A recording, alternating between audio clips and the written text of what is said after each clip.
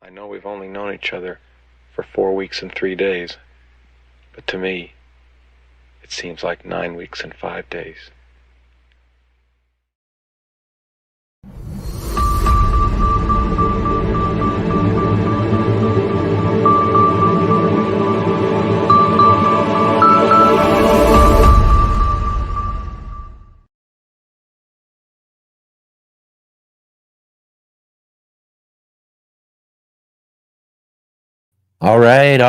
All my garden enthusiasts and passionate plant people. Welcome to Let's Get Growing Sunday Edition right here on the Urban Gardener channel. I'm Enoch. I'm your host today. We've got a really great show ahead for you today here on Let's Get Growing. Today, we're going to do one of our gardening roundtables, and we're going to invite back again a couple of my really good friends, Khang Starr from Texas and Christopher Brandsdal from Norway. These guys are really good friends of mine, been doing live streams with me for years, even before we got to doing the Let's Get Growing show. So it's always great to have these two back with me and have a really fun conversation about what we've got growing on this year, and kind of catch up with them too, because we did a roundtable with them just a couple months back, and really fun conversation, and again, too, really good friends. So it's really great to have them back and have a really kind of cool conversation here, and kind of what is almost kind of a hiatus couple of weeks for us. But I had planned this show and wanted to get together and talk with my good friends, so I kept this one here.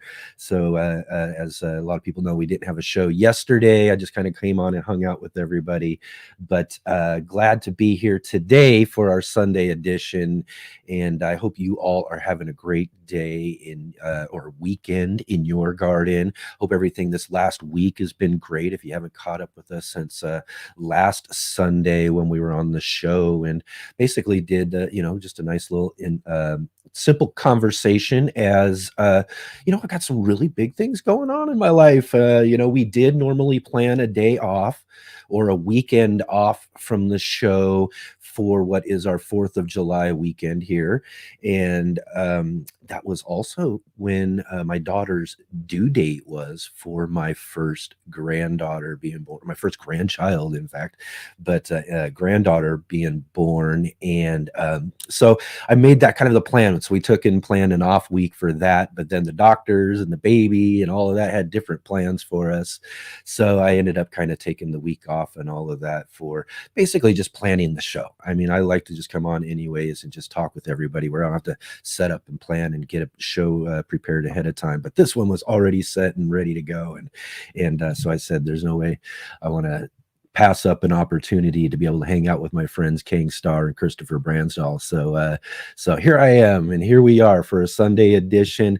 But yeah, real quick though too, my granddaughter was born just before 9 p.m. East or Pacific time. 9 p.m. Pacific time, Friday night, June 28th. And yeah, just a beautiful baby girl. Here, I've got a picture for you there. Here's me welcoming her just after she was born. And yeah, just a beautiful little baby girl. Layla Green is her name. How appropriate, too, that my daughter found a guy with the last name Green. So my grandkids can have the last name Green. Such a perfect last name. But there she is. Just what a beauty. Absolutely beautiful girl. Just a little tiny thing, too. She was only 6 pounds, 6 ounces, and just like a little over 18 inches. I mean, she's just going to be just a little tiny little baby, but just so beautiful, so wonderful, and such an awesome, awesome week of just, having all of that going on and being able to welcome her into the world. And yeah, so that's kind of why we've just kind of haven't been doing or set up this kind of couple of weeks where we're not doing some shows and all of that too as well. But thank you today for showing up here and being along with me here today. So if you are with us here again right at the top of the show, let's hit that like button. Click the like button, click the thumbs up there. Also subscribe if you haven't subscribed yet, and hit the bell notification so you can be notified of our upcoming videos and live streams as they keep rolling on here as we get going into our summer season, basically, when we return from our week off this week. And we'll get started with a whole new bunch of great, awesome guests and everything right here every weekend, every Saturday and Sunday at 11 a.m. Pacific time, 2 p.m. Eastern for all of you on the East Coast, and just for anywhere else in the world you might be. But come and join with us here every weekend for the Let's Get Growing show. And it's so great to have you here. Also, big, huge shout out to all of you who are watching us on the replay too. You know, I know a lot of people can't also show up with us and be here with us live for the live show, but we do get a lot of people who come back and watch the replay. So big, huge shout out to all of you. Thank you so much for catching up with us a little bit later on. And again, too, leave some comments down in the comment section. And leave comments, even if you just saying hi, just drop in something you got growing on in your garden, anything like that. Any questions, comments, or anything like that, suggestions even.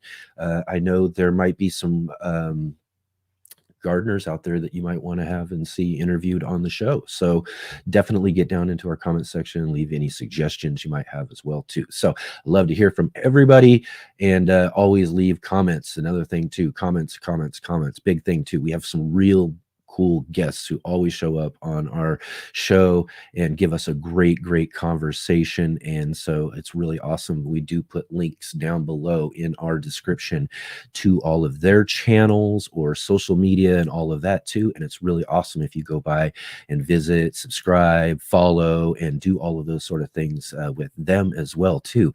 And comment. That's what I'm saying. Comment. Go leave a comment and on something they've done, maybe a recent video or a recent post that they've posted up or something like that, and go leave them a comment and say that you saw them here on the Let's Get Growing show. That would just be really awesome and help support all of these great people who come and join up with us each and every weekend for our show here. Just a really great opportunities we have to talk with so many awesome people. And if you do have any questions or comments for our guests coming up here a little bit later in the show, definitely drop those into our chat while you're here with us. And any really good comments or great questions and all of that we can get in on the show, we just might feature those. So put those into the chat box there as well too. So really love to see all of those great comments and great questions flowing through in the chat. Let's see who we got joining with us today. And of course, right at the top of the show, we do like to welcome Jay Dixon, our wonderful and awesome moderator who joins us from Ontario, Canada. And Jay is just a really great moderator and does a really awesome job putting in links and everything. So if we are talking about something, or, usually books or people or anything like that, even some subjects that we're talking about as well, look for some links in the chat there too as well to find some good information from Jay there. Like I said, does just a really amazing job moderating our chat during our shows. And also, hi to Serena there as well too. Thank you, Serena, for joining with us today. Also, let's see here. We've got Jersey Girl joining with us here. Riverdale Gardens. Awesome. Thanks for joining with us, Riverdale. Good to see you again. And also Grow It, Alaska. Thanks for coming back and joining with us here. And also welcome our other moderator, Adam Burley, my local neighbor. Adam, hello. Been listening for a few while I'm finishing up fertilizing some stuff in the garden. Awesome. It's feed time. Feed time in the garden. Awesome, Adam. Thank you for being here with us. Thanks for joining with us here. And thanks everybody for being here today. It was Riverdale Gardens. Congrats. Beautiful. Thank you so much. Yeah, she's just gorgeous, just amazing. It's so wonderful. I mean, I thought the feeling of being a father was just really one of these great, amazing feelings. I remember when my daughter was born, but I'm telling you, being a grandfather, this even more amazing. It's just really great. Didn't think it could get better, but boy, it does. And I'm telling you, I can't wait to watch this little girl grow up, just like I watched my daughter grow up. So that's going to be great. Let's Shay says, let's all talk about how cute Layla is and choke up Enoch. Yeah, I know. Believe me, I've been doing a lot of that. Been doing a lot of that over the last couple of days. It's been really great. All right. Let's see here. Just want to make sure we get through there. Everybody, again, thank you all so much for joining with me today. You know, lots growing on in the garden. This last week, I just actually pulled out all of our garlic that we have growing over in what is we call my micro farm, and it's a little project, a little fun thing that a friend of mine, Mike. We do over at his place. He just got a really great, awesome, big front corner yard right on this corner. And we've got a couple of big 20-foot by 40-foot plots that we're just kind of playing around with, doing a lot of different things and trying things out. We grew some garlic in there last year. We took all of that garlic, which was about, I don't know, maybe 40 or 50 heads of garlic that we pulled out last year from the garden space, and we turned those into 300 this year. So we had a big, huge row full of like 300 heads of garlic that we just pulled up this last week. So we've got a ton of great garlic that's getting all seasoned up here this week, and it's really just really kind of cool how you could do that too, though. You know, with garlic, it just multiplies and multiplies. We had those 40 to 50 heads of garlic last year, but the year before, those came from my home garden that I started the year before that from just 2 heads of garlic sent by our friend and longtime viewer Nancy. Nancy sent me a couple of her German hardneck garlic a couple years back, and we've turned those into over 300 heads of garlic over at our micro farm. And so that was kind of a fun thing getting over there. We've got a lot of other things planted out, and we got corn that's growing up, lots of great things that are actually starting to happen there. We're going to take and put some beans in where our garlic is pulled out. So we're getting that plot all kind of reset up and re-amended and getting ready here as we've got some bean starts and everything that'll be going in there probably maybe towards the end of this next week.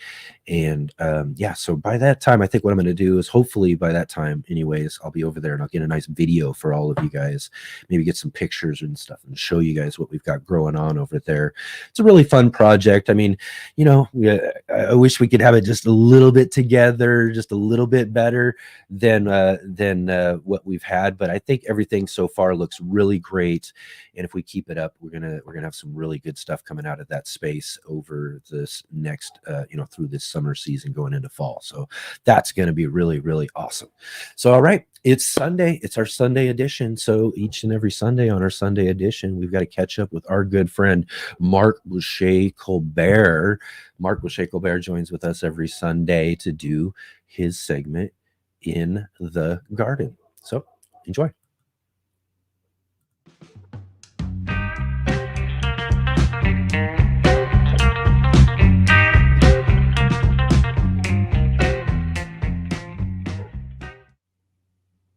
Hey guys, it's me, Mark Boucher Colbert, and I guess you're in the garden with NBC. You're in the garden with me, and that's the garden. And so here we are, yet again in the garden with NBC. I'm out here at the school garden, Franciscan Montessori Earth School, part of the gardens that I take care of out here. This is particularly a garden that's devoted to our middle school program. We run a farmer's market every week, which is awesome, and come out to the fields and harvest what's in season. So today I want to bring up a topic that maybe a lot of gardeners haven't thought about, but it's really kind of on the leading edge. It's, as so many leading edge things are, it's ancient yet at the same time leading edge, and that's no-till gardening. The idea that we have a deeply ingrained rhythm in us as gardeners. It's like spring comes and we're just rearing to go. We just want to bust out the shovel, bust out the rototiller, and just start churning into that earth. There's definitely a satisfaction there. There's a pleasure there to be had.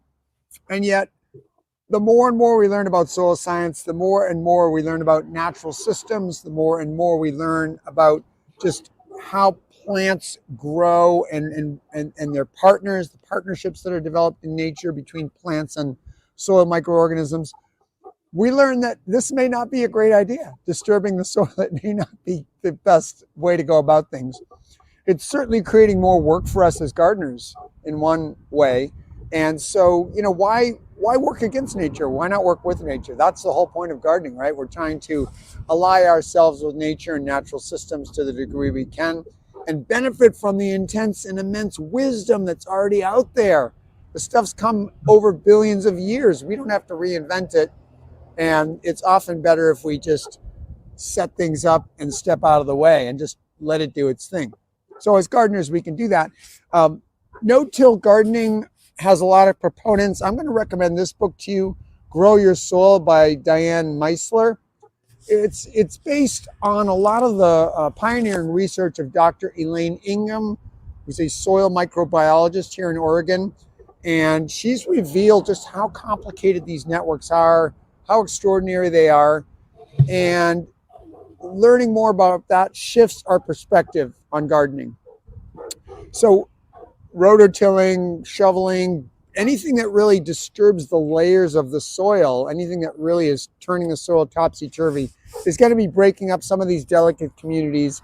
And these organisms, these communities of organisms in the soil, are basically serving us and will make gardening so much easier and so much more productive if we allow them to serve us and not destroy them in the process. Tilling has some other deleterious, other negative effects also. When we till, especially with a rototiller, the tines, the blades can only get so far down. And often what forms just below the reach of the blades is an actual zone of compaction called the hard pan. So we may be working at cross purposes, even though we see that loose, fluffy soil that we love to see and run our fingers through at the top, just below where the blades can reach. And of course, tillers can only go so deep, right? I mean, you're not tilling 10 feet down into the earth. You're tilling some number of inches down into the earth.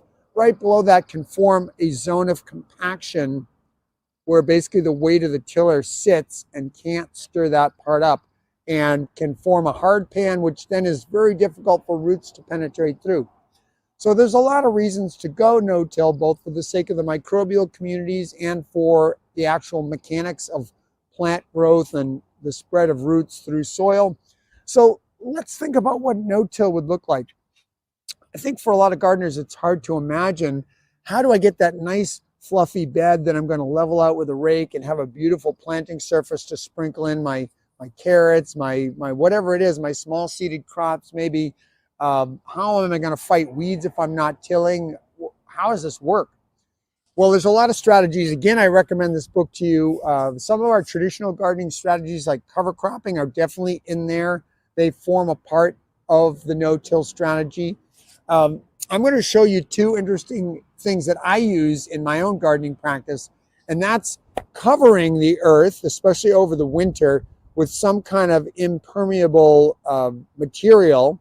And I'll recommend a few in a minute when we go out to the field and look at that.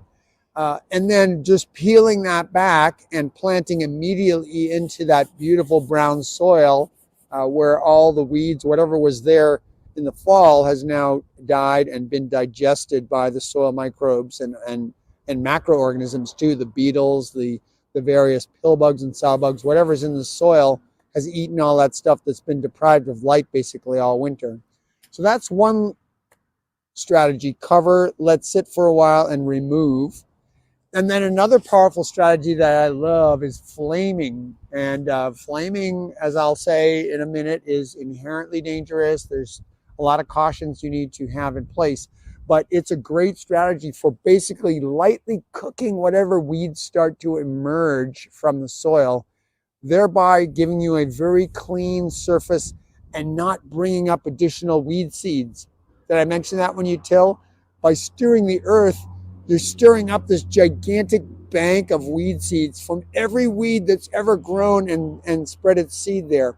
Many weed seeds can last for decades. Some I think up to 80 years. So there's basically, in every garden, there's a giant amount of weed seeds. And they get a light signal when they get close to the surface that tells them Now you little teeny little seed, you are close enough to the surface to actually have a shot. So let's get growing. So they get the same message that we're trying to give in this gardening program, except they're running counter to our desires, obviously. They're totally and truly faithful to their own natures, though. So they feel the sun. They're like, let's get growing. And boom, they're up and competing with your crops. So the less we till, the more we keep that soil surface undisturbed, such as with techniques like flaming and covering, basically some no-till techniques, the more success we're going to have, the less competitors we're going to have, the more bacteria, the more fungi we're going to have working on our team. So let's go out in the field and have a look, shall we? All right, so here I am in part of our garden, and I've got a piece of fabric down here. Again, I want to mention that you can use anything that will block light, but if you use just straight off the shelf black plastic from a hardware store, that is not treated for ultraviolet rays and will blast into a million smithereens probably by the end of the season. You'll never clean it up, and you're just adding to the plastic burden of the planet. I much prefer, like I said, this is a water quality liner for a tank. It's very durable. It's even got like some thread sewn in. There's some kind of fabric that is coated on both sides. I also really like the EPDM or pond liner. That stuff is a rubber material. It will take full sun for 20 years, and then it can be fully recycled. So those are fabrics that or surface or materials that I recommend to you. Stay away if you can from the straight off the shelf plastic stuff, the Visqueen at a hardware or a big box store. So when I pull this back, look at what we got. We got beautiful brown earth. Now you can see the winter growth right next to it, the grasses and such. So this to me is ready to till. Now I do see a few small weeds coming up here. A couple of things have been germinating with this warmer area that's been provided by the material. So my next step is going to be to take a flamer, and I'm just going to go get that flamer, and I'm going to show you how that works in a second here too. Okay guys, here we go. Here's the setup. I'm using a heavier duty flamer. I have a propane tank here that I've got mounted on a wheel truck just for convenience. I use walking up and down long rows. There's backpacks you can attach it to, or backpack frames. I've also just held it.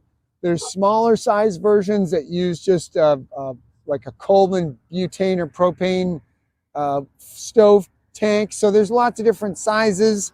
A flamer is inherently dangerous, so it's up to you to be kind of using your wits, making sure you're not burning things, making sure you're not burning yourself. I tend to do most of my flaming in the spring when the soil is wet. In the summer, it's a definite fire hazard. And I generally only flame after I've irrigated and let things dry out just a little bit. I am not flaming beds with dry material when they are completely dry, because I know this stuff is going to catch on fire. So that's just a caveat. You have to be careful with this, especially in our age of increased fires. I live in the West in Oregon, and we have fires every summer, and it's with a drying climate, it's becoming more and more important that we really think this through and be cautious. So like I said, again, I'm doing most of my flaming when the weeds are emerging in the spring.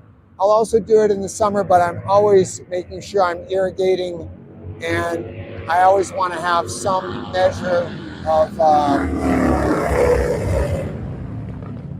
you can't compete with the motorcycles, even with a flamer.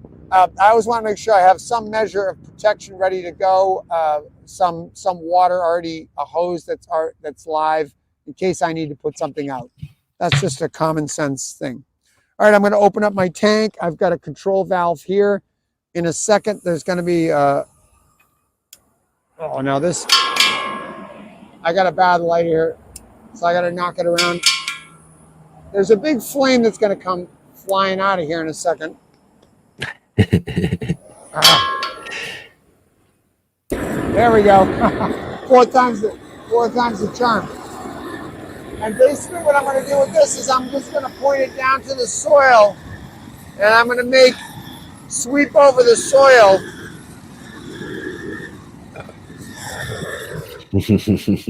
I just turned it off. Basically, a lot of steam is going to come up.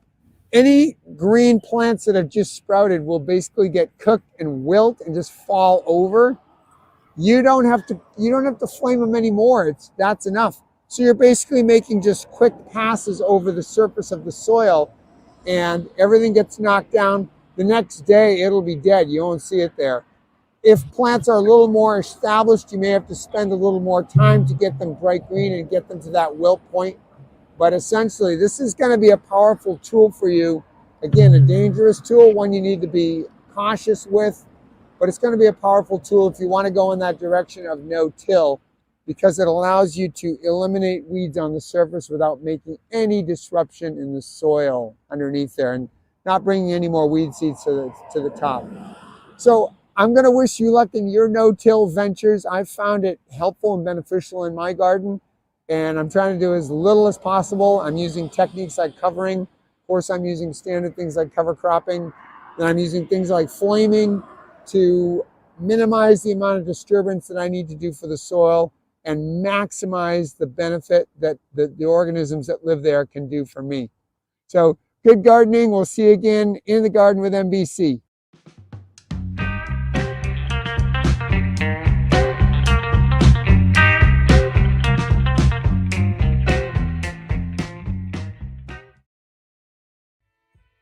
Hey gardeners, thanks for tuning in to our show today. We'll be right back at it here in just a moment. I just wanted to take a second here to highlight our regular videos and features here on the Urban Gardener channel. Our weekly garden journals,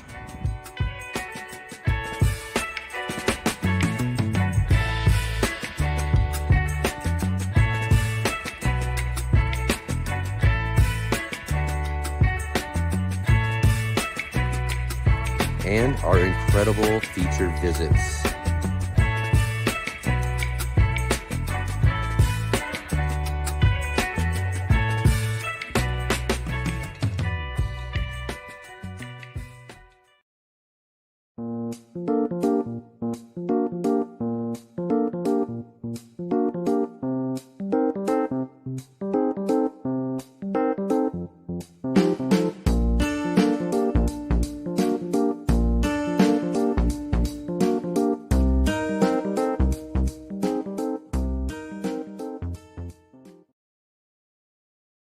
All right. What is your best plant growing in your garden right now? I've got a few that are really looking really nice and really great, but I'd have to say overall, I put a picture in that clip there of my cucumber plants. I got cucumber plants growing all over the place, and that's really great. I've got really great looking plants. They're looking strong. Some are just getting ready to start putting up some fruits and all of that too. So I'm really excited about that because I haven't had too good of seasons the last couple of seasons with cucumbers. So it's really awesome to kind of see them become like the main attraction of my garden so far this year. So I'm really looking forward to that. So let's hope it just stays that way. But with a really great start like that, we're pretty sure to get some really great harvests of all sorts of different kinds of great cucumbers too. We got growing out there as well too. One of my favorites though always is the lemon cucumber. But what are your plants that are growing, or what is one of those big great crops that's looking nice this year in your garden? So let me know in the comments there too. I'd love to check that out. And let's see, Serena says basil. right away. Jersey Girl says tomatoes looking good in your garden there too. That's awesome. Let's see here. Sam says it was sugar magnolia snap peas, but it got too hot here. Yep, they kind of run into that hot season, and that's good. But He says he's got a monster pumpkin plant. My pumpkin's looking pretty good too, doing all right. And it looks like it's just getting ready to just start stretching out now. They kind of have that little phase where they're, the root system's just trying to get where it's going and doing all that, and it's creating some things, but then there's just this moment where all of a sudden it just kind of goes boom and takes off. And I think mine's just about ready to do that as well. Right on, right on. Grows in Alaska says onions and strawberries are looking good in the garden. Awesome, awesome. I love it. Look at that. Awesome. Serena says, I saw what looked like my first praying mantis yesterday. That's awesome. That's great. I haven't seen any of mine this year. I've had them the last couple of years. I know I saw an egg pouch or whatever they're called there in my garden a few months ago, but I don't know. I haven't noticed it or seen it. I hope something didn't snag it up or do something or anything, but I haven't seen any of my mantises yet. So I don't know. Maybe I might have to go get some more or something if I don't see any. Last year I thought the same thing though too, and then I had a couple just pop up on me. So who knows? Jay says garlic. Garlic's that one there too. All right, my potatoes, Adam says, are looking the best they ever have. Awesome, awesome. Rose at Alaska says they got some hydroponic onions doing good. That's great. That's great. All right. And my potatoes, 10 varieties, are doing amazing. 10 different varieties. That's great. I've got a couple of varieties growing out there right now. They're looking all right. I wouldn't say they're looking that great, but they're looking all right. I'm hoping we'll get something good out of them. So, but awesome, everybody. Thank you so much. It's time to move on here, man. We got some guests here waiting in the wings. I've been having them holding on here. So it's time to get ready to get talking to a couple of my really good friends. Last week, I was talking and hanging out with everybody, talking about doing intros for the show and asking everybody's opinions on intros and all of that. I didn't get a chance to really work on anything until right before the show today. So I did kind of put together something real quick that's kind of a little throwback to our conversation last week. So here's a little intro for our conversation we're going to have here with Christopher and Khang.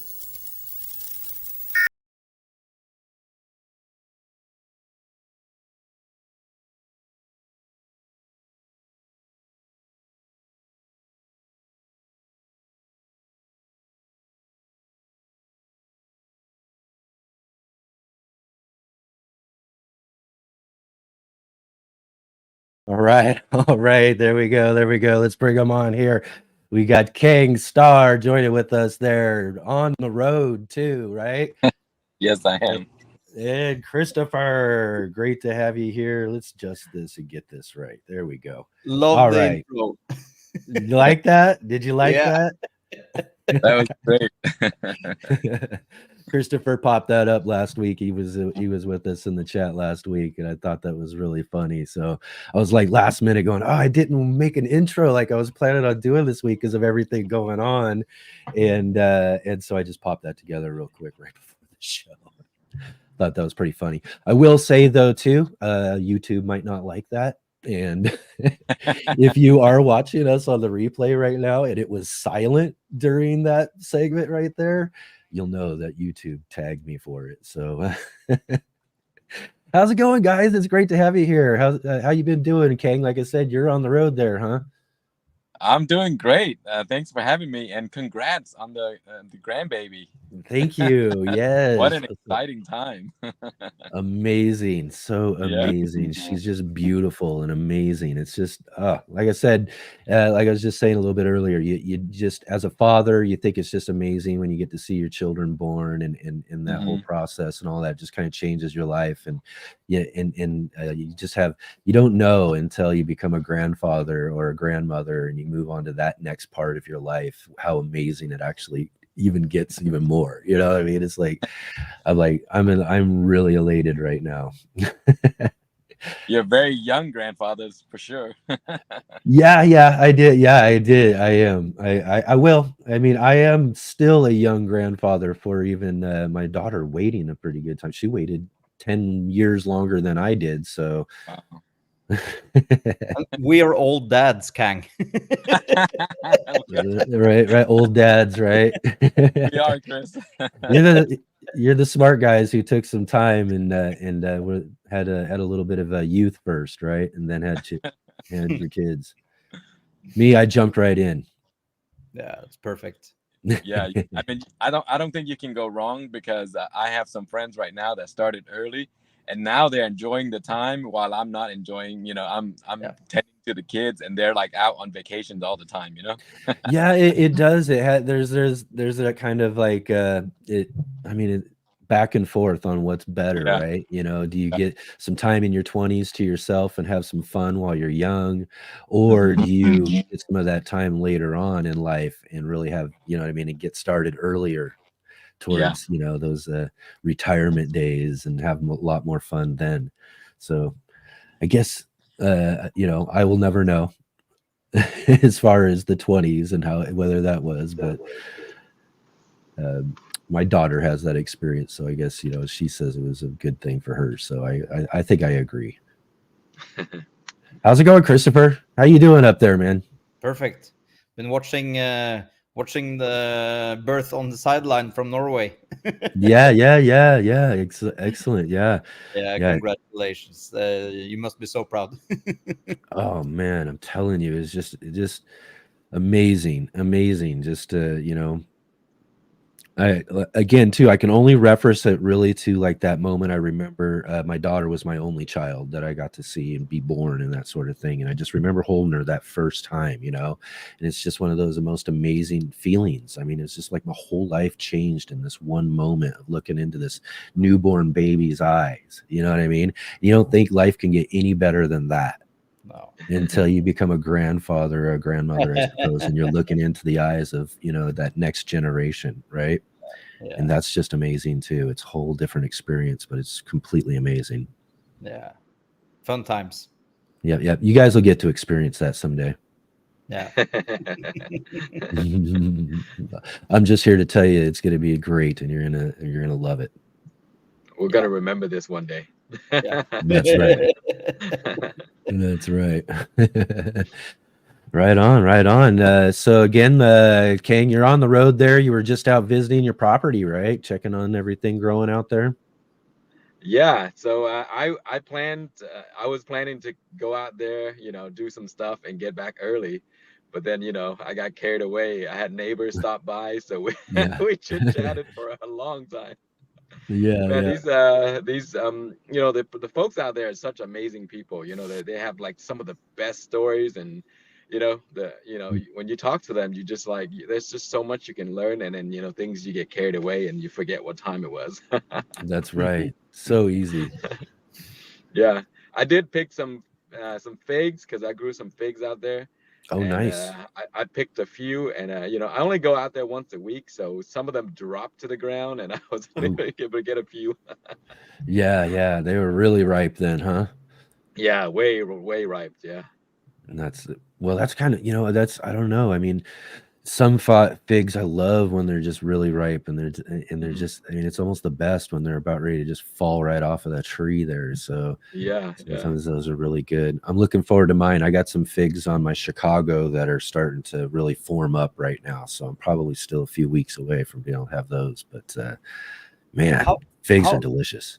How did after the last chat we had, we were talking about the leaves curling up because of the rain, and I was just curious, how is that tree doing now? Yeah, really great. And again, too, it was just that same situation, because I think at that time we were talking about, I just had like a big, huge rain. Like we had some downpours that came down and really just kind of drenched the container, because those are growing in containers. So again, too, it was probably just really saturated soil. But again, like you said, though, it was just a really good drink. Really, in the long run, in whatever soil event or whatever moisture that eventually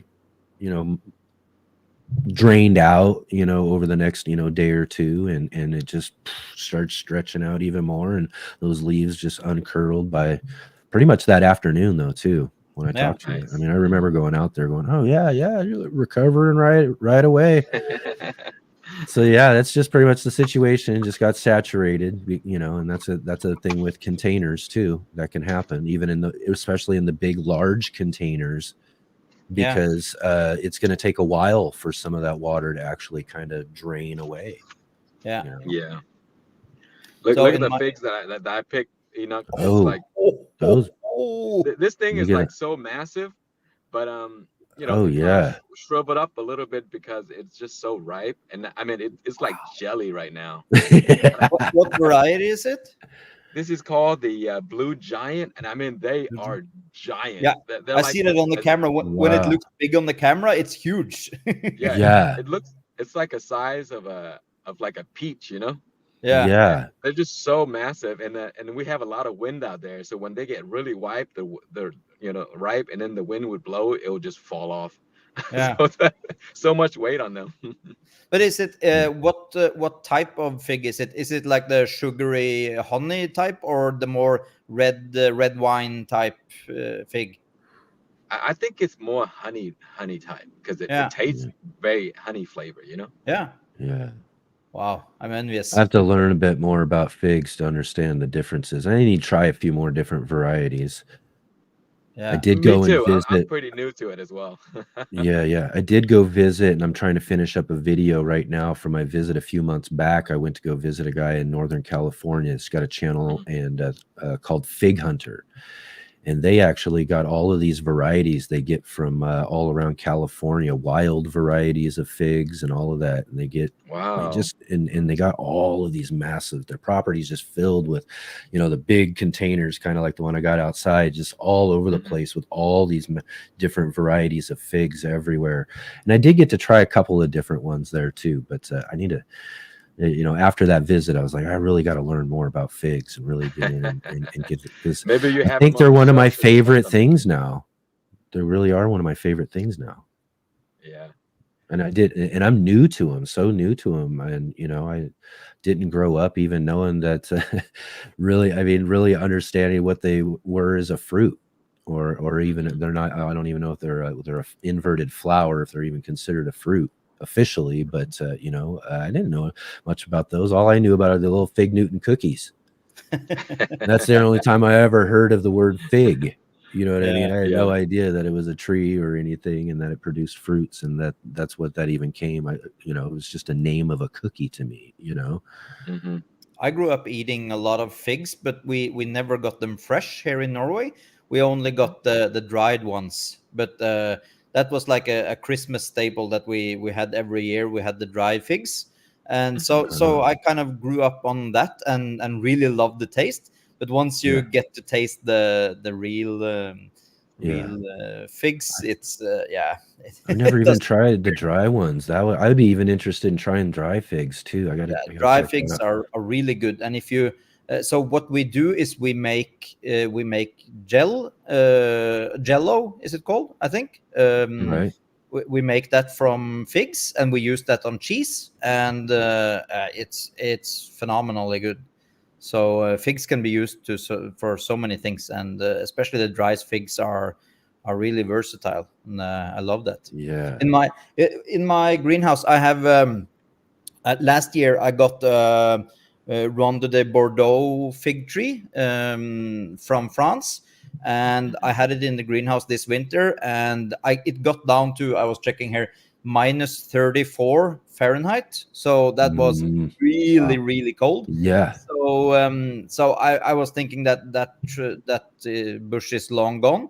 But once the greenhouse had been warm for almost 2 months now, it actually started to sprouting back up again, and it's just exploding. So it actually survived, and but it died back almost all the way to the ground. But that's a really cold hardy fig tree. I used to have the Chicago fig, which is supposed to be the most cold hardy, but that doesn't compare to what this one can handle. That's amazingly cold. It's amazingly cold. So I didn't have any warming on in the greenhouse the whole winter, and it actually survived. So what I'm going to do this year is to really make an enclosure for it, so I can try to keep the leaves, and because when it dies back, it's really hard to get figs the first year. I found out you need to Right. have a really long season for it to actually set fruit. It's kind once of it, yeah, yeah, because similar when you get cuttings, that's the sort of yeah, thing. Cuttings, you've got to, you got to grow those out, even though they came from a full plant already. It's just, yeah, you're just kind of starting over, basically. yeah, yeah. So, but this one I'm expecting next year is going to be crazy. I'm going to have tons of figs on it because it's growing. I think it has like 40-50 branches going up. Nice. So it's starting as a real bush. And Yeah. what I want to do is to trim everything back down to one and to grow it as Yeah. a tree. But Yeah. I don't have time for that now. I really need a good fig year first, and then I can Right. start pruning and playing around with it. Yeah, I want to taste the figs, because last year Yeah. I didn't get to taste the figs on it because I got it so late in the season, so it didn't have time. And this year it's not going to be figs, I guess, but we'll just have to see. But next year, I'm looking forward to it. Yes, I'm growing indeed. that same variety, Chris, and it seems to be the habit. It grows like so many branches. Yeah, and it just spreads out like a like it just spreads out everywhere. Wow. Yeah. And, I'm gonna have to get a cutting from you, King. yeah, I can send you one. I want to try that. That would be amazing. What's the fruit like? I'm so curious about a taste. It's supposed to taste good, I think. Yeah, it's very sweet, but I keep harvesting it at the wrong time. So this year I'm gonna wait until it really really ripe before I pick them. Yeah. But I always pick them after they almost fall over. Yeah, exactly. That's what I'm waiting on right now. There's a lot of fruit on there, but I'm just waiting to get it really shriveled up, and then it should taste better. Yeah, because the Chicago fig I had, that was amazing tasting. It was a really good one. But I lost it, so I was wanting to try another one just for fun. But it grows completely different. As you said, it's so much more bushy, and the Chicago fig was growing more like a tree, in my experience at least. Yeah, that would be really great to try that too. And again, like I said, those figs and some varieties are just best where they're just about ready to drip off of the tree, basically, and so good. But I guess I'm telling you, figs just become one of my favorite things, and I've already got a couple of other plants. Like I said, I got some cuttings from Fig Hunter and I've got those started up, so they're like in there. Hopefully I'll get some fruit off of the one that I have, and then I have another one that didn't do so well last year, and it really died back and wasn't doing very good. But this year it's growing pretty decently. So, it's kind of like, again, restarting again. So it's almost like its first year again, getting a really good growth. So I'm not expecting anything from that one, but it'll be nice to really get to taste that second variety that I got, because I got to try the Chicago last year. Yeah. So finally I'm kind of getting myself in that process where each and every year now I'm going to have figs, and it's going to be, you know what I mean? So it'll be Chris, good to add another one to it. I'm growing one in hydroponic right now, Chris. Oh, wow. You're trying that? It's doing crazy. It grows like crazy in hydroponic. Roots are everywhere. I mean, figs, like, for some reason, they grow the craziest roots I've ever seen. And so I have one right now in hydroponic. It's just ridiculous. I need to make a video on that. Yeah, but I've been thinking about the same thing, and figs, in my experience, is like one of those trees that just do well every single time. The only thing that has actually taken my figs almost is pests. Otherwise, they grow in everything, and you overwater, underwater, they survive the most. And as you said, that the root system, it has to be enormous. I was also thinking the same thing, because in my greenhouse I have the fig tree in the center of the greenhouse, and I do not water it. So I don't know where it gets the water, but it has to have some sort of crazy root system. Yeah, reaching and getting it from all over the place. Yeah. And I think also certain ones are very drought tolerant. because I grew Hmm. one. It's called the Desert King. I don't know if it's Desert King because it's drought tolerant, but I have one on my property last year, and it didn't get water for like maybe 5 months. And Really? then by winter, when winter came around, I mean, it's pretty much dried up and dead. But then when spring Yeah. arrived, it grew right back out of the ground. So I don't Wow. it was just amazing. Yeah, but Yeah, they aren't they growing in Morocco or something? I think that's where we yeah. got the dry figs from here in Mm. Norway. So I think that they are really used to growing in dry environments. Okay, Yeah, maybe. that's Yeah. probably what they do is, their dry season is their like dormant season. So they Yeah. dry back and then come back up as it cools down. In the cooler season, and that's probably why they're known in those regions and all of that too. Mm. Yeah, that was Yeah. the only thing I ever knew other than cookies about figs too, is that they came from like the Middle East, Yeah. right? Or something, so but wow, I Um, mean, again, too, amazing Yeah, plants I and just how love they're that they're so easy resilient to they grow. are. Yeah. Yeah, surprised. Like I said, that one that I grew, the one that's kind of restarting again this year out there, and I can't remember what variety it is exactly, but like I said, I thought it was just dead. It wasn't growing, and it wasn't doing much of anything. It grew like a little stem, but the leaves dried back on me and didn't do much of anything, and just thought it was Hmm. dead.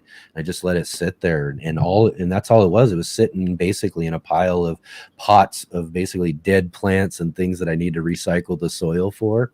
Hmm. And I went out there to go do that work and was pulling pots off and noticed like, oh, whoa, that thing's growing, and it had some stems off it. I mean, to me, I was done. And that thing came back, and I was like, all right, cool. Let's pull you over here and get you going back, and got it some new soil and everything. And it seems to be doing really well. So yeah.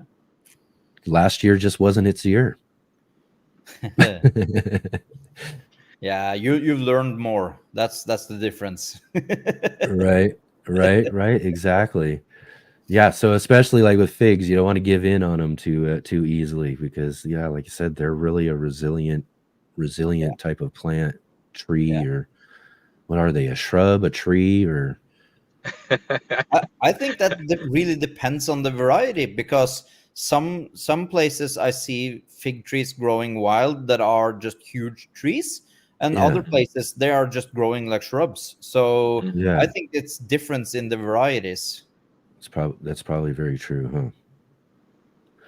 Again, we need to learn some more. I went on a podcast recently on YouTube called from the Texas Garden Guy. He does a garden party podcast, and when I was on there, and I've watched a few of his, and he has a co-host, has a channel called Phil's Figs, and so they talk a lot about figs and all of that. So we were talking a lot about figs and everything, and I'm like, man, I need to learn more and grow more, and I think right now I'm really in the middle of that process, and hopefully get some more down. I'm really interested in seeing some more about that hydroponics though too, because I think that's interesting. Yeah. That's one I I think it's was really watching always that show. fun talking to you guys though too, is getting Yeah. to see and hear about some of this fun stuff you guys do with these hydroponics and everything. I was watching that show you're on with Phil.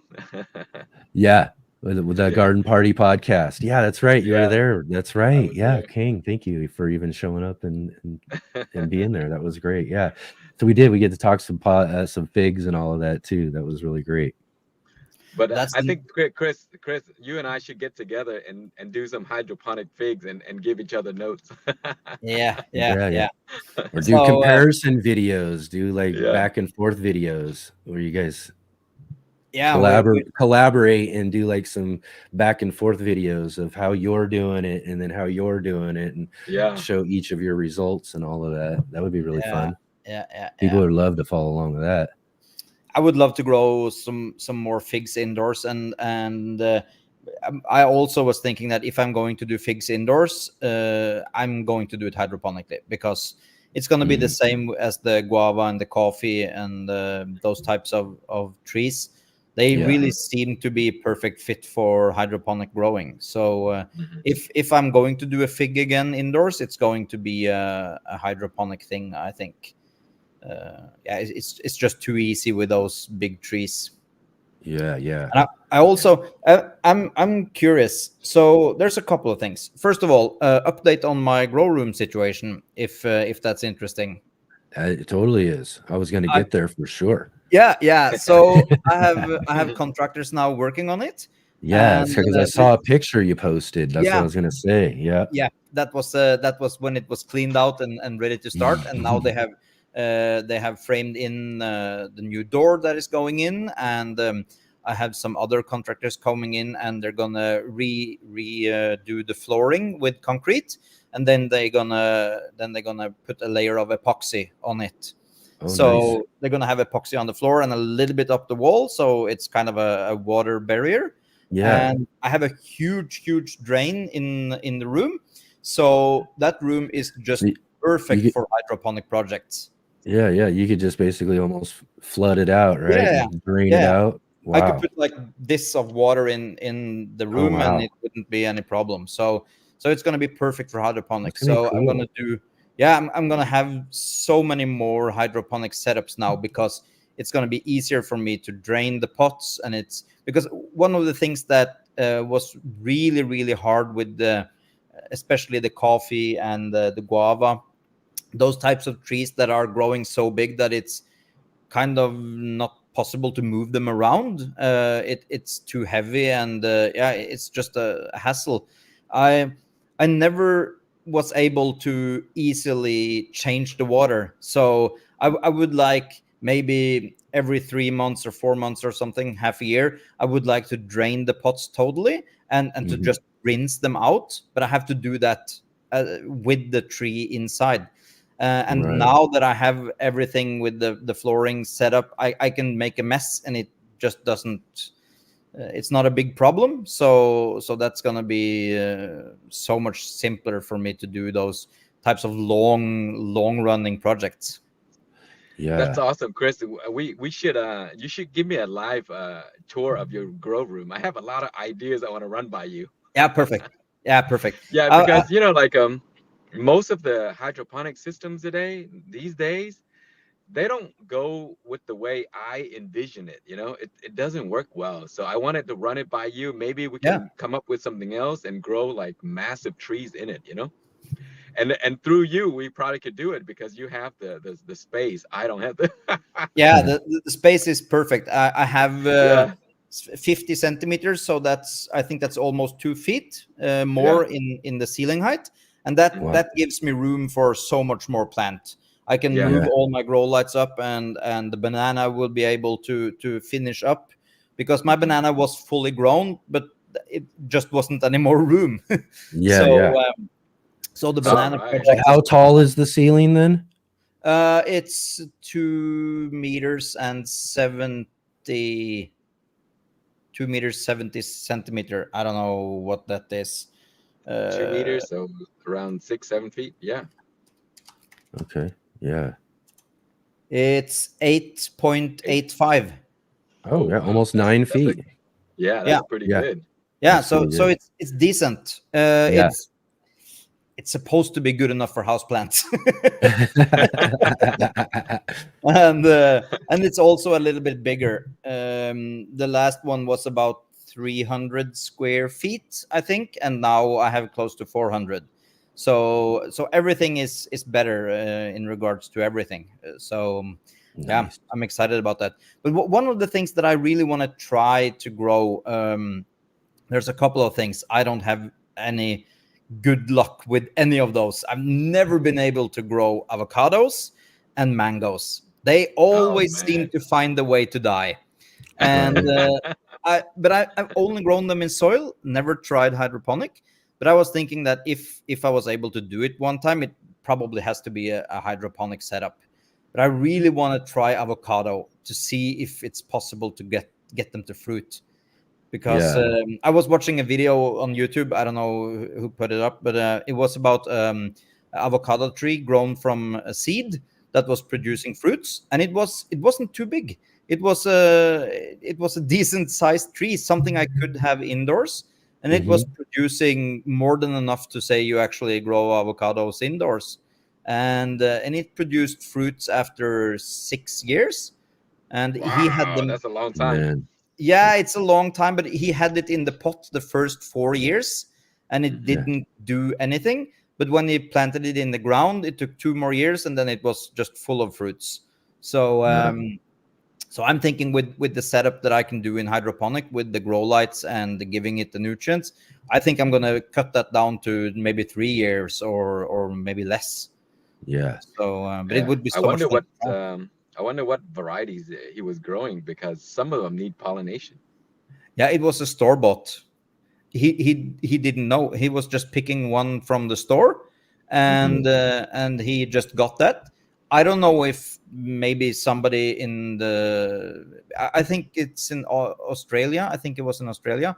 So probably there's growing something wild that would maybe pollinate something like that. I'm not sure.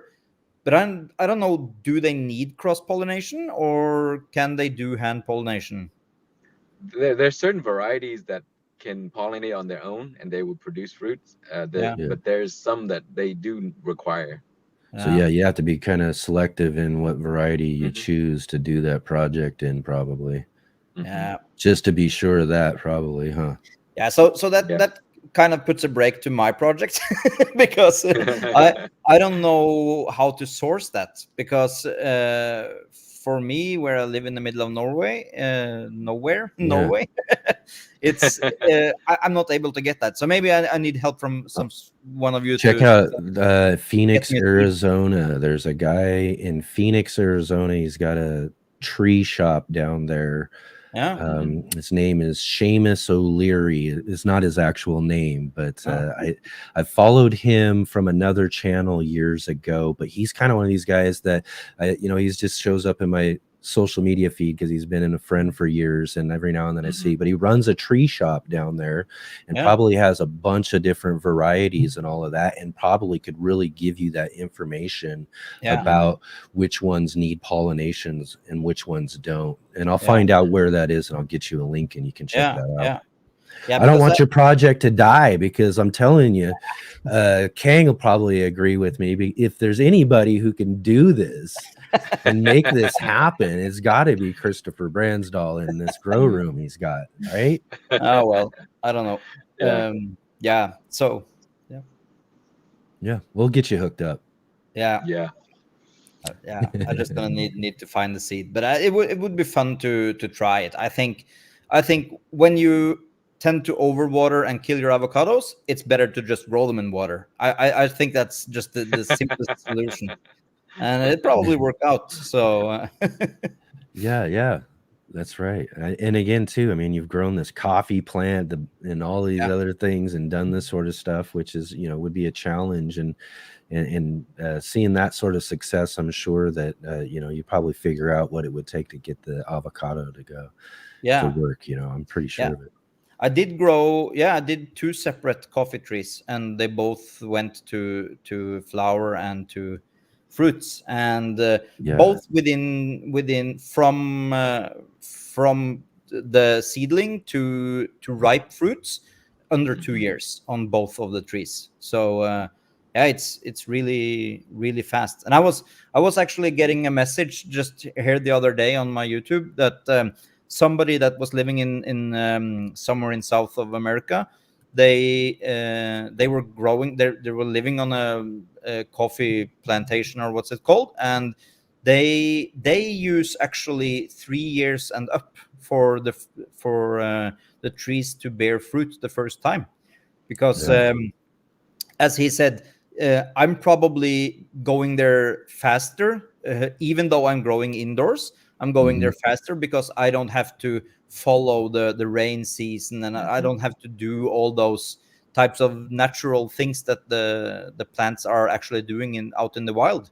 So it's probably, you get to really control. With that control, and if you're able to just get it tuned in right, you could probably cut short some of the time there, I guess. I would imagine. Yeah, exactly. And we got, like I said at the beginning of the show, we got a great moderator, always jumping in with links and all of that. And she's put a link there. Jay says, Green Life, tropical fruit trees and more. Seamus O'Leary. So that's Green Life, SeamusO'Leary.com. So there, and like I said, that'd probably be a great source for even more than avocado. You know, he's a tropical fruit tree guy. You know, and you're trying, you know, you're doing this tropical stuff in Norway, so I'm sure he'd even have fun watching you accomplish this stuff on your channel as well. There's so many things. You were talking about your passion now for fig trees. It's the same thing with almost every single type of tree, I feel. For me at least, if I just get into something like the banana or the coffee, there is so much to learn, and there's so many different varieties, and there's so many interesting aspects. Like when I watch you, Khang, you're doing your thing with your pear trees and stuff like that. There's so many interesting aspects of every single thing. So if you get tired of something, you can just jump on to the next, and there's so much more to enjoy. Yeah. And I think we've touched on before too, and I'm sorry, Khang, but the idea of putting multiples on trees. I think we touched on that before. I mean, and making it even more fun. Yeah, definitely. Grafting is the thing that Chris and I talked about often, and you can get so many different varieties onto one tree, and it just gets you going even more. And so recently I grew an apple, which supposedly is very, very drought tolerant and hardy with different types of soil. And I grafted a Korean giant pear onto it, and I use the apple as the rootstock right now. And it's growing really well. It's been almost a year, and the tree is looking great. And so right now I'm like, wow, you know, I want to see what this tree is gonna become. You know, is the apple rootstock, you know, could that be a solution for something else on my property that, you know, because it's really dry, you know. And so it does take a lot of investing time, but that's why we're so curious about these things. Like, is it gonna work, you know? Yeah. And for us real just plant and tree nerds and all that sort of stuff, it's like you said, we got to get into it. We got to figure it out. And when we find these new things that are fascinating and just kind of, you know, drive our curiosity even further in our growing passion, I guess you would say, right?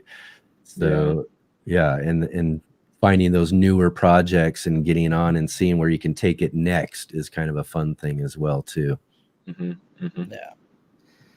I'm super excited. I think the timeline now is September for the grow room, hopefully. Okay, awesome. And because I really want to be able to get it started so I can have a full winter season there. Because in the summertime I'm enjoying much more being outside in the greenhouse. So I really want to do this as a winter project. There is so many things. It tickles my stomach to think about when I'm going to do the seed starting and just figuring out. I have like 10,000 varieties. What should I start with? Exactly. I have an idea for you, Chris. One of the best type of fruit trees to grow, and they produce very fast, is called sugar apple. And they require, you know, warm climate. So if you're gonna grow it inside, this is one thing that you're gonna really love. The fruits are amazing. They're delicious. They only take 2 years to produce, because I grew one from seed, and it's already producing fruits right now. And it's really fast. And if you're gonna try something in hydroponic, I think this is one that you may look into. And there's certain varieties that are self-fertile, so you can grow those and they produce on their own. Awesome. I think I bought that in Thailand when I was there. But there is so many good things to choose from there. I also want to grow a jackfruit indoors. Oh my! I'm not gonna get fruit, but I really just want to have the largest fruit tree. That's gonna take 10 years for sure, because but you're not gonna grow jackfruits. Jackfruits, those things are huge. Yeah, they take a long time, but they're so good. I just love the fruit. Gosh. Yeah. I was buying in the local market there. I was buying just a handful of those really ripe yellow pods with the seed inside, and I was just The tree is also very pretty. They have these really big glossy leaves. They're very pretty trees, but they're massive. They require about 8 to 10 years to fruit. Yeah. So that's Wow. why maybe grafting might be a solution for you, Chris, because Yeah, I can imagine that. I love jackfruit as well too. I remember watching John Kohler's channel for years before I even started my own channel and all that, and he would talk about jackfruit here and there. And then when I met him the first time at the National Heirloom Expo, he had a big one cut in half on this table. And he's like, "Oh, you want to try some of it?" And brought over, and that was my first jackfruit. Was hanging out with John Kohler, eating jackfruit with him. And it was really delicious, really great. But yeah, it's but the ones that are very similar to it, though, I'm not sure what you all think of those. But I did get around one this last year at the last Heirloom Expo. But durian fruit. I love it. Yeah, I grew up on those, so I mean they're like, I love those things. They don't Yeah, they I love smell it. great to me. really. They smell Yeah. great to you. I mean, I grew up on those things, so Mhm. it's that's, I have like a love for those things. I don't mind the smell at all. I actually enjoyed it. I bought it in Thailand, and my wife and my kids were a little bit on the nose there with the smell in the Yeah. apartment. But Yeah. I ate the whole thing. I Did they just loved try it? Did they try it. it? Yeah. Okay. They don't mind. Couldn't do it. Yeah. It's. I'm sorry. I think that You this not can't taste do it. is hyped up. It's actually a decent fruit. Yeah, I they have had to this say. one. They had this one fruit on display at the Heirloom Exposition, right? So they have all the different fruits: squash, watermelons, just tomato, just pepper, tons and tons of everything in this just massive display hall. But they had this one durian fruit in this kind of Asian fruits kind of display. And so at the very end, as they're closing down the expo, I'm with like all, Jer, the owner and founder of Baker Creek Heirloom Seed Company, who puts on the thing, and like all these speakers and all that. Wendy Fan was with us, and they're all like just super excited and huddling around the durian fruit that they've all been waiting the whole festival. Like all of these amazing things around to eat, and all of them are all huddled around a durian fruit to get in and break it up and eat it. And I got in there, it was like, and I was like, oh no, and I got real close, and smelled it. I was just like, I don't know, I just can't. But yeah, good on all of you who do love it, enjoy it, and everything. It was really great, actually. Seeing everybody's faces. Is I'm like, this just, and there were several of us who were like, no, we can't, I can't, no. And I was like, no, too. But there were a bunch of people who were just super excited and loving it, and just slurping it up and eating it like they ain't nothing. And I'm just like, oh boy. Yeah. And for those who don't know, you'll know if you ever see or get around a durian fruit. Yeah.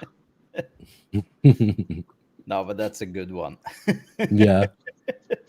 But I like everything that's pungent. It's it's the same with cheeses and everything. Yeah. The tears are dripping down, but it doesn't matter. The taste is perfect. So what we do here in Norway, we have something called rakfisk, and that's trout that's being fermented.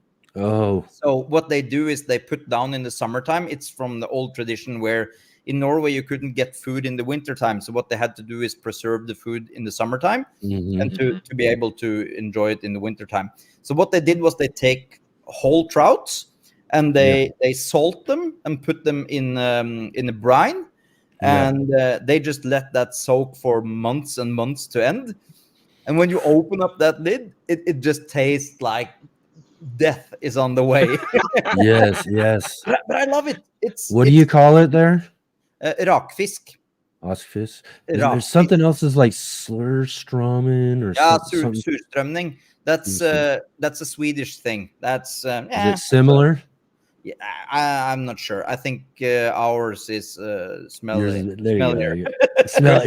Okay, it's about what's worse smelling then. Okay.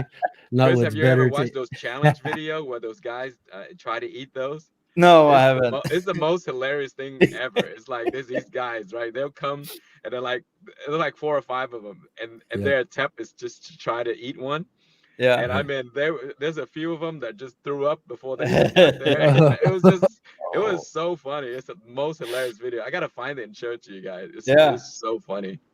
Oh So my gosh. so now, if we're ever gonna have a meetup, I should bring that fish. I guess. Oh my gosh.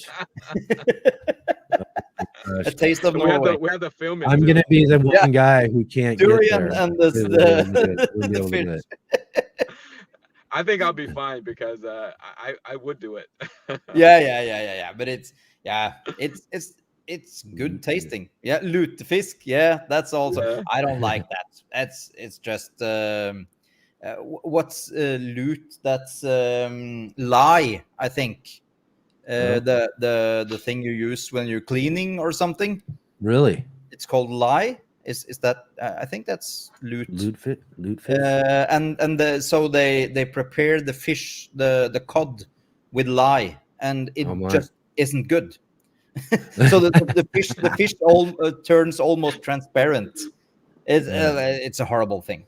That's Darthex also says durian ice cream is great. Have you had durian ice cream? Yes, we do have durian ice cream. It's awesome. It's awesome. Yeah. Is it just as smelly? You can get it smelly? at an Asian supermarket. It doesn't. I mean, I guess to me it doesn't smell, but maybe to others it might. But Yeah, you can get those at the Asian supermarket. They sell them. that might be the way to go. Yeah. You guys are so lucky to be able to get those kind of produce. I can't get anything. I can't get all the fruits we have been discussing here. The only thing that we can get is mango and avocado. We can not get durian, jackfruit, none. Is this a shipping into country thing, or is it just finding a source? It's kind of the opposite of what we have. We have potatoes. We have So we're kind of carrots and potatoes and fish. That's kind of what our country has been able to acquire over the years, and I don't think it's tradition for it. And also, if you're going to ship fruits from all the way around the world, you're gonna have to take them by plane. Otherwise, they will rot on the way, and that just makes it too expensive and not viable for environment or anything. So I think that's one of the reasons why it's so hard to get these types of fruits here. Yep, y'all just got to take all that great vacation time and go visit all these great places around the world, right? It's a good excuse. But one thing I really want to get back to growing again that I've had indoors, and that was actually the Raymond Praxis Browning, Raymond Browning. Praxis 55712. Yep, that's correct. He was that's where I discovered this plant, moringa. I've been growing it indoors several times. It's really super fast growing. It gets to 1 meter within a couple of days. It just grows and grows, and you just have to cut it down and grows, cut it down. I should have started. I did get some seeds from someone at this last fall at the expo. I should have planted those, and maybe I still can. Probably I should dig them up. Maybe. But do any of you guys use moringa in food or in cooking or in teas or anything? I haven't. No, I haven't. I've heard a lot about it. I grew a few trees, but I've never used it. But I just love the taste.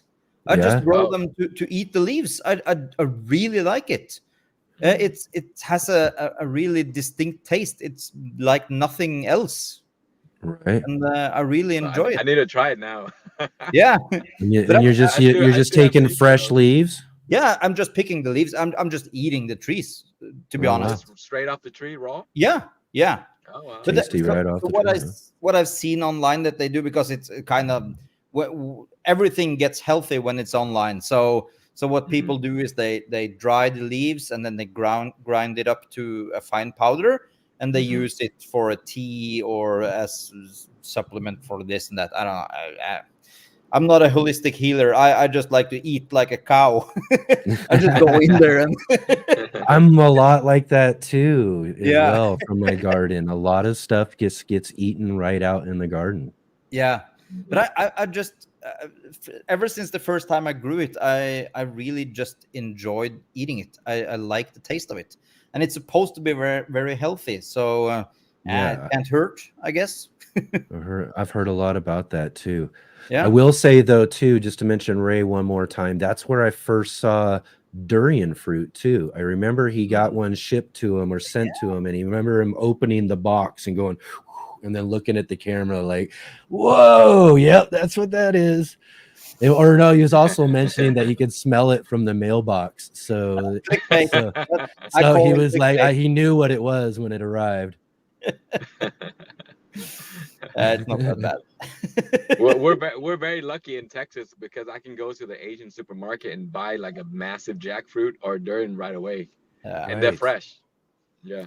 Yeah, I still haven't found a local place. I know there's got to be somewhere here locally, an Asian market or something that's got some jackfruit. I did visit the one that I know of by the grocery store I usually go to, and they didn't have any. But I got to find some. I got to get some because they are delicious.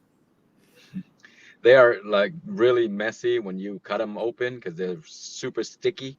Yeah, that's what I was gonna say. You got to be careful with that, huh? So you have to have like, there's a trick that we use. You oil your knife with just, corn oil, vegetable oil, right? And then you use that to cut, and then it doesn't stick as much. Okay. So if you ever have to cut those open, make sure you oil your knife with like cooking oil. Yeah, it's like a thick latex type of sticky kind of, right? Yeah, without it, your knife, you have to throw your knife away because it's so sticky and so hard to clean. Yeah. And so with oil, it does help dramatically. Yeah. Is there a point where at ripeness that kind of fades off or something, or is it always like that? You can tell because there's a really nice aroma when it's ripe, but also you can pat it and you can feel it. You can tell when it's ready. Right. Yeah. And also too, you're eating kind of like the flesh that's around the seed. Right? Yeah. Yeah. Good stuff. You can also eat the seeds too. After you prepared, you just take the seeds and you boil it for like 15 minutes. It tastes like potato. Oh, really? And I've also huge. They're like potato also. Yeah. They have that kind of consistency if you boil it though, right? They have that to boil consistency it and of like a potato. Exactly. Man. It tastes just like potato. You can, make mashed potato out of it probably. Mashed jackfruit seed. Mashed jackfruit seeds. Yes, yeah. I've also seen them take, and I don't know if they dry it, the jackfruit or what, but I've seen it used as pulled pork sandwiches, or like used as a meat substitute, because it kind of got stringy pork kind of consistency to it. When I'm not sure if it's dried or how they prepare it to get it that way, but I've seen that as well too. Like this reel of someone who used jackfruit to make like this pulled pork sandwich, and I was like, wow, that looks really good. That sounds really good. When you turn them into chips, they're the best because you can preserve them for a long time, and they're fresh for like weeks and weeks, and you eat them just like chips, and they're really good. Yeah, I never tasted that. Yeah, so they call it jackfruit chips. They just dehydrate it, and man, they're just amazing. I've eaten the same with mangoes, the dried mangoes. Yeah. That's also really delicious. Sounds good. Yeah, there's too look at this. Adam lives locally to me right here, just giving me the heads up. Food for Less sells jackfruit in the produce department. Okay, well, I guess I'm off to Food for Less after the show. Thanks, Adam. I love the heads up. Yeah, I don't get in there very often and check out what they got there. I should check out that more often. They do actually. This store does have a lot of variety of things, no matter what it is, throughout their whole store. Whatever you're looking for, there's just tons of varieties and brands and things, and so it makes sense that I might find one there. So yeah, I might go check that out. Yeah, I might be having jackfruit later. But I'm curious. I was just talking about eating strange things. You were talking a while back about, Khang, that you were eating pepper leaves. Yes. And Yeah. and I was just Really? curious because I remember something about you shouldn't eat those, but you can eat those. And then it Yeah. just stops for me because I never remember anything. And when I'm out in the greenhouse, I don't want to risk anything. So I was just curious Right. on the update on how what can you eat and how do you do it? So in the Asian grocery store, they do sell pepper leaves as Yeah. a vegetable. Oh, And so, wow. I mean, in Asians have been eating pepper leaves for like as long as I've known. It's so the only leaves that I know that you don't eat is the what is it? The pubescent. Pubescent. Like Yeah. the ahi with the hair and stuff like that. Yeah. But like the Thai peppers and stuff like that, they use those, or like the bell peppers and stuff too. So Yeah. they Yeah. harvest the leaves early at a young stage, and then they'll cook it. You have to cook Oh, the pepper leaves, or because Yeah. you can't eat the raw. But yeah, you Don't can. eat they them eat raw. pepper leaves. Okay. There's a Don't eat lot of them raw. They got to be cooked. But yeah. yeah, you got to cook them. Okay. So there's a lot of recipes online you can find for pepper leaves. Yeah, that's interesting. Yeah, because my Never thought of it. initial instinct is everything is raw, so I'm just eating it raw. But Right. yeah, Exactly. That's yeah, Yeah, don't eat them raw. no, there's a lot of things that you wouldn't think of. Leaves are a really good edible part of some plants, like sweet potato being Oh one. yeah, sweet oh potatoes. yeah, Yep. Yeah, Yeah. yeah. I never thought about that when I first grew sweet potato the first few times. You're just thinking you're growing these, the potatoes. yeah, But to learn that, yeah, like the leaves are highly edible and used a lot in other cultural cooking and all of that we don't think about. yeah. There's another one that's very popular. They call the Vietnamese elephant ear, Oh, and it looks like a taro leaf. They're massive, and you yeah, eat the stems and stuff like that. Those are the really? kind of yeah. Is that the So same as the elephant ears you would get? Like, I mean, they sell like the big, I don't know, I don't know what you call them. Are they like taro? corns, roots? Oh, The those roots. Yeah. the roots, or is it the roots bare and then it grows off of that, and then you hmm can cut them back and you can move? But anyways, I see them in big old bins at this place I go to, this nursery, and it just says elephant ear, and there's just big Yeah. round balls. So Yeah. is that the same thing? There's certain ones. I think there's certain variety, but the Vietnamese elephant Right. ear, we grow those for the leaves. I mean, not the leaves, but the stems. Yeah. And Yeah. a lot of people that are not used to those, they don't think that those are edible. But if you pick the right one, you make sure you have to get the right ones, because Yeah. taros grow the exact same way. They look the same, slightly Yeah. different in color, but you cannot eat those. You can only eat the Right. roots. But for the elephant ear, you eat the stems. They're delicious, and you have to cook them though, or else they'll give you a stomach ache. Yeah. Yeah. Awesome, man. Yeah, that sounds good. I Yeah, have all no- these sort of things you just don't, you never think of, but there they are, and people have been doing it for all this time. And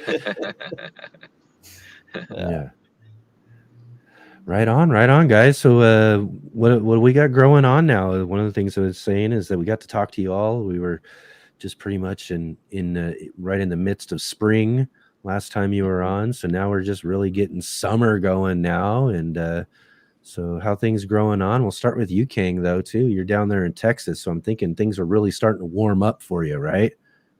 Yes. So this year is a bit strange from the previous, because normally by April, things are going to be dry and hot. But for some reason, I have not turned on my sprinkler until June, which is recent. Okay. But then all of a sudden, it just dried up completely. So we haven't had rain for the past few weeks, and everything is just so dry. And so Yeah. the two plants, you say what's doing really well in the garden earlier, you asked. Oh, yeah, the So question today, yeah. yeah, it's Malabar spinach and purple shiso. They are just thriving like crazy. They love the nice, hot, dry climate, right? Yeah, just give them a little bit of water and then they just take off. But if you guys have never grown Malabar spinach, you guys Yeah, have to. I was It gonna is say, one of tell the us a little bit best more about plants. what that is. So these are leafy. They're kind of like viney plants. Mm-hmm. I think they're called Malabar spinach is because when you cook them, they become like a soft texture like spinach. Yeah. And it does have sort of like a Shiny. gelatinous texture to them, but the leaves are just incredible. They grow really well in the heat. They love the heat, and they crawl everywhere. The leaves, there's certain varieties that I grow, ones that are really massive, so the leaves are like the size of my hand. Yeah. And you there's so many ways to cook them, but they're just so healthy for you guys. So if you want to look for something that grow well in the summer in the heat, that are packed with vitamins and nutrients and stuff like Yeah. that, you got to look up Malabar spinach. You're gonna like them. Mm-hmm. What about these are just good raw right off the plant? You can eat them raw, but I like them cooked, because I'd like the flavor better when they're cooked. They're not, again, they kind of like gelatinous a little bit, but if you can get over that, it's good. It's good. It's good. All right. Excellent.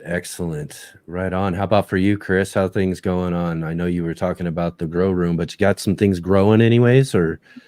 Yeah, a lot of things going, and now we're in the middle of harvesting cucumbers, tomatoes, garlic, and onions. So this is kind of in the middle of the harvesting of those, and I'm expecting the cucumbers to go away soon. Cucumbers always grow into a certain time, and then the thrips get them every single time. The thrips or the spider mites, they always get them. It would be a smaller problem if I had them outdoors, but since it's in the greenhouse, there's not watering, there's not enough rain. There isn't rain. So they thrive too well, I think. And the cucumbers are always the first plants to go from the thrips. They just eat them up, and you start to see the yellowing on the leaves, and then it just takes off, and you just know it's very soon after, right? It is. They're just one of those plants that you just know at some point in time you're just gonna go, okay, you're about done. And you could just tell. They give you those warning signs. But but there's they produce really well this year, and we pick cucumbers at least once a day. And I also almost every single day I go and grab a cucumber for snacking in the lunchtime. I enjoy doing that. And pick some tomatoes and stuff like that. But the peppers, my pepper plants are, I wouldn't say a total failure this year, but they are not as well as I was hoping when April came around. Everything was looking really nice. I had the plants going from February, and they were huge plants. I had them indoor here, and I moved them out to the greenhouse, and we had so many nights with frost, and I was barely keeping it over frost in the greenhouse, and they really didn't like it. I was taking them from inside here under the grow lights, and they were having a good time, and once they got outside, it was just barely over zero. So they didn't like it at all. And also it didn't help that I have a sprinkling system on in the greenhouse, so I can start and stop the watering.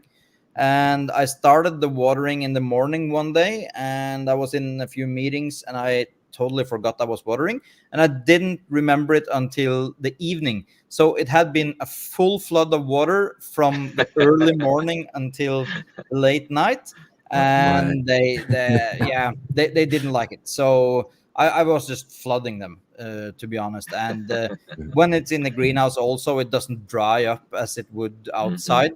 So I had a couple of weeks there where the soil was just, you can just squeeze the water out of the soil. For 2 weeks after. So when I came into the greenhouse, there was actually so much water between the rows. Beds. It was just a pool in there. So so the peppers didn't like it, but now they're coming back. But it's too late. So they are starting to put out fruits now, but I'm not sure if we're gonna get it until frost, because my season ends in August. So I don't know. You just have to wait and see, I guess, right? Sometimes Yeah. But But I had a everything. similar issue with my peppers too, except for kind of the opposite. All of mine are nice. I started them early indoors under the lights where everything's going great. It's time to go take them out and harden them off. It's a nice cloudy day outside, so I get them set up out there and everything, and then I go get busy out in the garden doing some other things and all of that. And all of a sudden the clouds dissipate away and it's full on sun just burning down on these plants, and I Oh fried them man. all up really good. But they've been bouncing back and coming back pretty good so far, so hopefully everything will be all right, and I didn't set them back too far. But yeah, exactly, it was a similar thing for them. So they're not my superstars this year in the garden. Like my cucumbers though too, as I was mentioning earlier in the show as well, is that cucumbers for me, which is great because I haven't had a good years in the last couple of years. I've had a lot of really not so good starts mostly. I think last year a lot of my starts just died off so early I didn't even really get plants at all.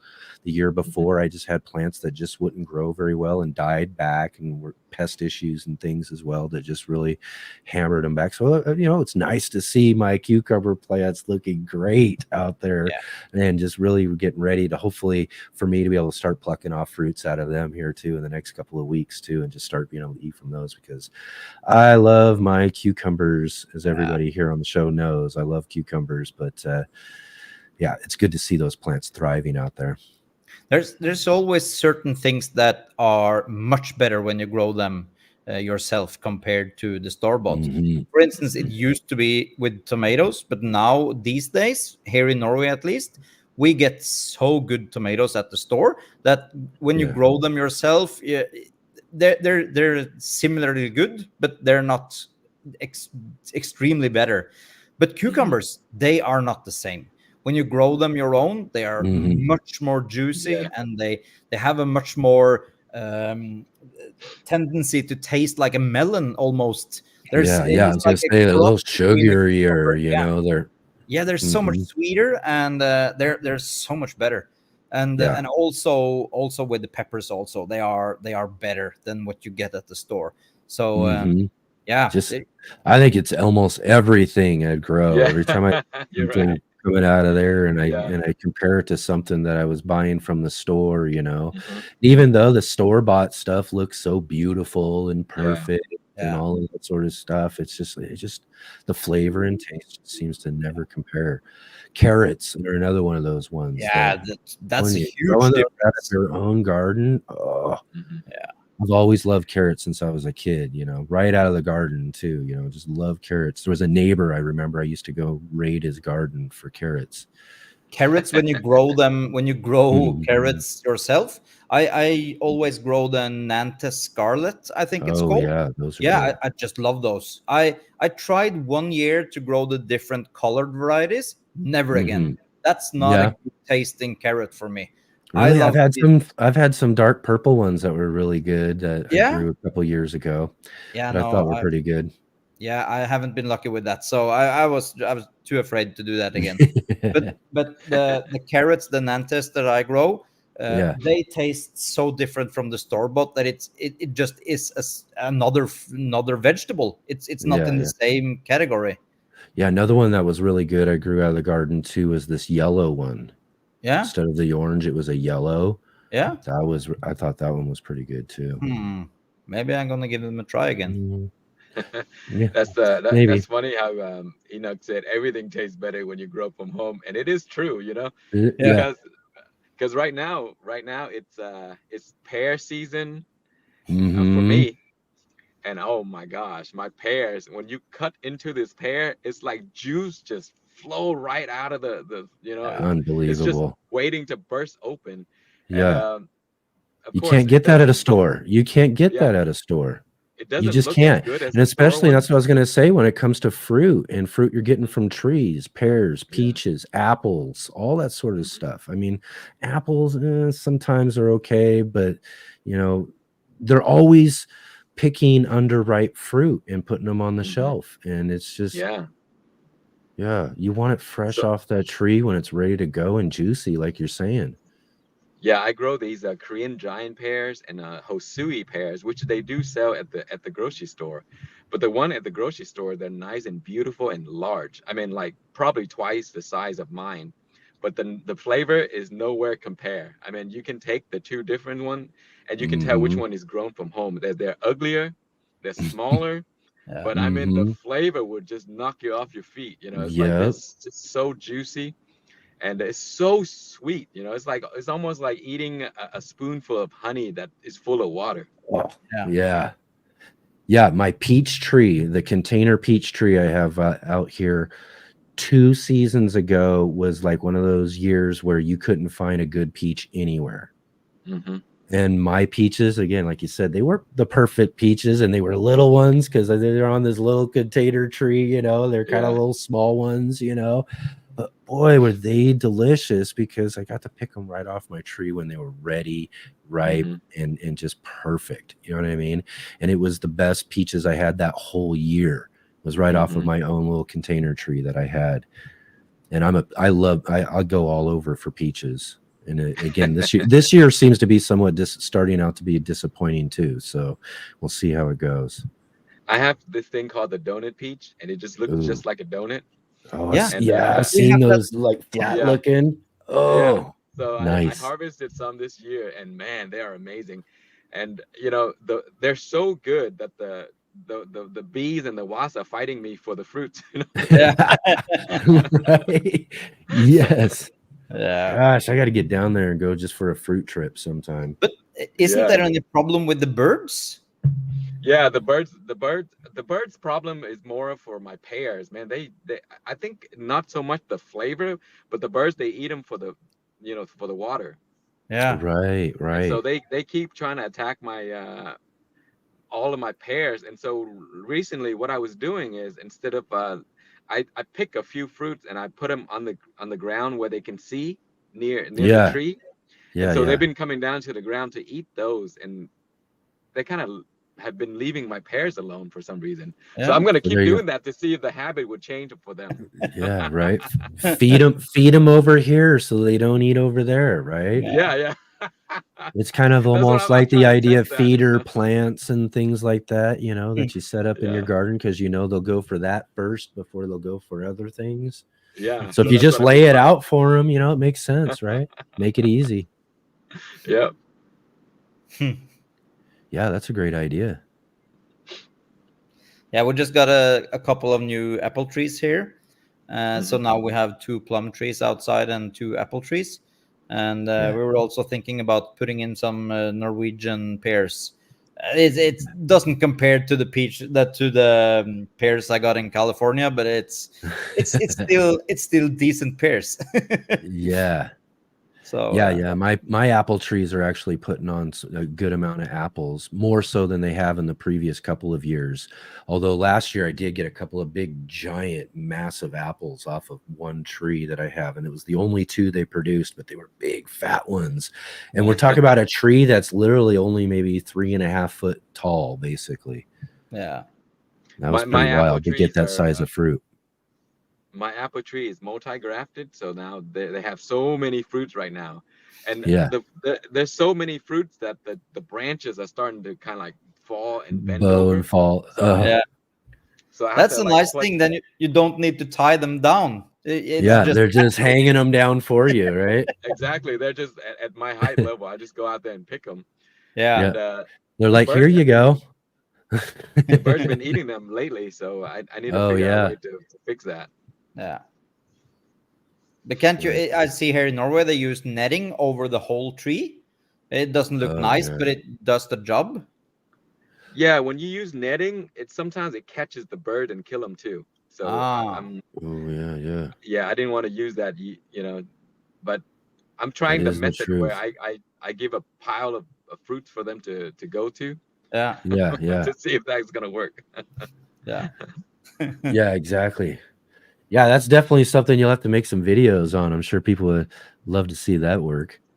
Yeah, You know what I mean? I mean Because I'm it's a good. still I mean, if it works, that's a good piece of advice. Because you know, people are always constantly trying to figure out what to do with birds in their trees. I mean, yeah. if it's just simple as So just setting up a pile right over here.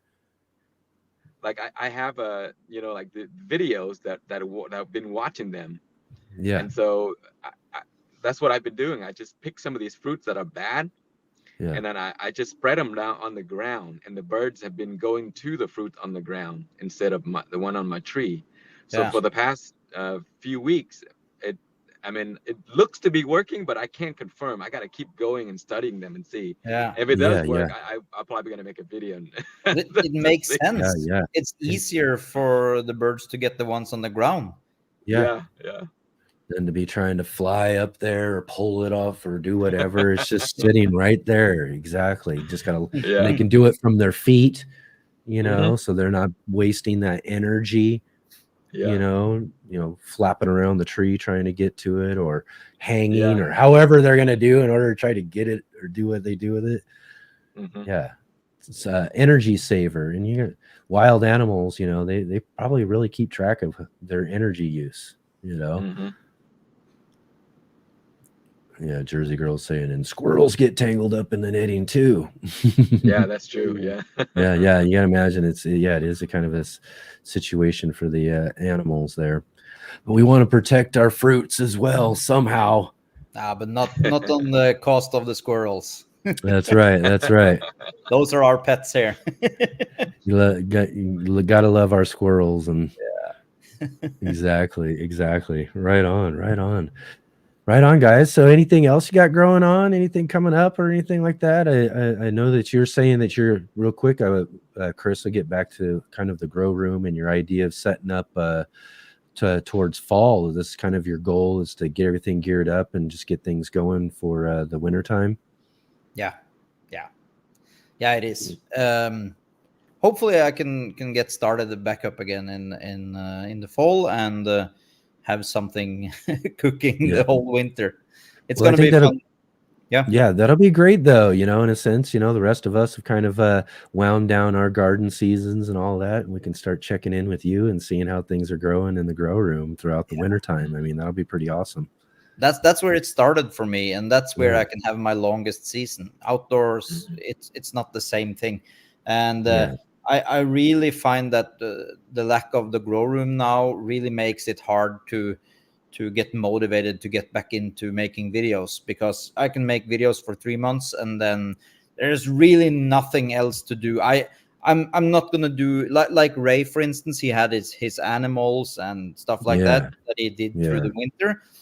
I don't want to do that. That's not for me. I only want to do gardening related things, indoor or outdoor. And when I have the grow room, it's going to be so much easier to get back into doing videos again. And it's so much simpler also, because you can have 50 projects going at the same time, and all those projects would be interesting in some sort of way and video worthy. But when you're growing outdoors, well, the peppers, I can give you a pepper update 5 weeks later. They're a little bit taller, and the pepper's still green. You have to be more creative to do content. But I really find that I make my best content when I do indoor gardening videos, and that's kind of my niche I've found. So I'm really excited to get back into that. I've also been working on my setup. I've been working on OBS Studio. I've been working on everything, because I really want to get back into doing live, or for the first time doing live. I want to refresh everything. I want to get back into it. So I've been looking at my camera again. I've been setting up my microphones. I've been doing testing. So it's kind of to get back into the groove, because it takes a little bit once you haven't made. I made like 5-7 videos or something the last 2 years. So it's a little bit of a threshold to get back into everything, to get the routine going. Before I had the routine, I put the card there, I do my edit there, I remember every shortcut in the editing software, everything. Now I kind of have to relearn everything. So that's what I'm using my spare time now with, and doing all sorts of fun things there also. So that's really great though too. And like I said, hopefully you know, be a little bit of encouragement and get you back out there and do all of that sort of stuff through, you know, having you here though. But I think it's awesome that you'll get going at that time period too, because it's kind of my goal too, a little bit, is to kind of be a little bit more active during the winter season as well on my channel and what I'm growing and what I'm doing. And I want to try to do some things that I haven't tried before, as well as, you know, to try to extend my season out, find some things that I might possibly be able to grow throughout my season, whether it's outdoors, indoors, and all that sort of stuff. I've got this really awesome, people can't see, just right here on the other side. In fact, the Monstera kind of grows up one of the corners of my little indoor grow room. I've got one of those little indoor grow tents, which I haven't been able to use for the last couple of years because my daughter was basically using it as a storage room. But just teasing her. But no, I've been still, you know, been so busy with other projects and other things doing that sort of stuff.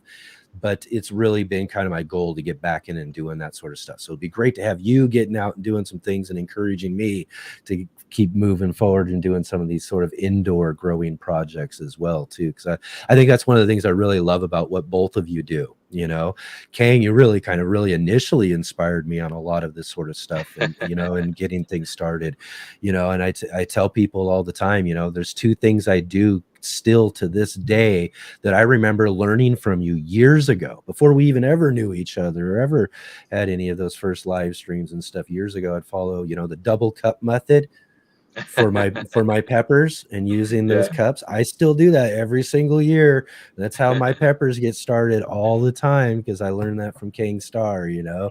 And the earth buckets, you know, I remember learning about the earth buckets years and years ago, which is probably one of the bigger, more popular parts of my whole channel anymore, you know. And I started using those and making videos on how those worked in my garden and all of that too. So, you know, you guys are such big inspirations to me, and I really thank you guys for being here. You know, what else you got growing on though too, Khang? Anything coming up rest of the summer season or anything? I do have some plans, since you know, Chris, you know, gonna go back into his grow room, so I'm gonna start to do some hydroponic stuff just to keep up with him. Exactly, But, huh? Exactly. But yeah, you know how we get carried away. You know, initially I grow a lot of peppers, and then now I grow a lot of fruits. You know, the fruits is, you know, learning new things about fruits just kind of keep me away from growing so many peppers, which is okay as well. I need to get back into doing hydroponic again, because I haven't done as much as I have been doing in the past. And I think this hydroponic is it's a really great thing to learn, as especially for people these days, where you know, you live in small spaces, or you know, young generations, they move around a lot, or like, you know, they live in the cities, and so you know, you don't have a backyard to grow things in. And I think hydroponic is just the future. You know, you can grow in really tiny space, and grow enough to keep yourself happy, or just to get things going, you know, learn things that are um, it's going to be the new way of doing gardening, because as we, you know, are fighting for space, we're going to have some innovative ways to grow, you know, plants that we use. And so that's why Chris and I get along so well. We see that and we love it.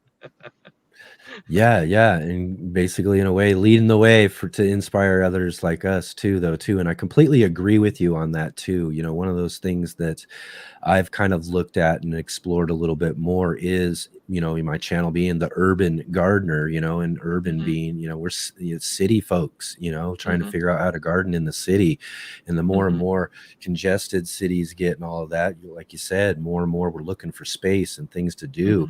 And growing is such a big thing, you know, when it comes to, you know, whether or not you can really produce enough food for yourself isn't really the concern. Ultimately, it's just about that little bit of empowerment you get from being able to grow things, you know, to be able to care for and produce a plant and do those sort of things, and then being able to do that more so in a home environment, when you're, when you're stuck in an apartment somewhere and you ain't got much elsewhere to go, or, and those sort of things. It's really great to be able to find some of these really cool methods and interesting ways to do things, with gardening and all of that too.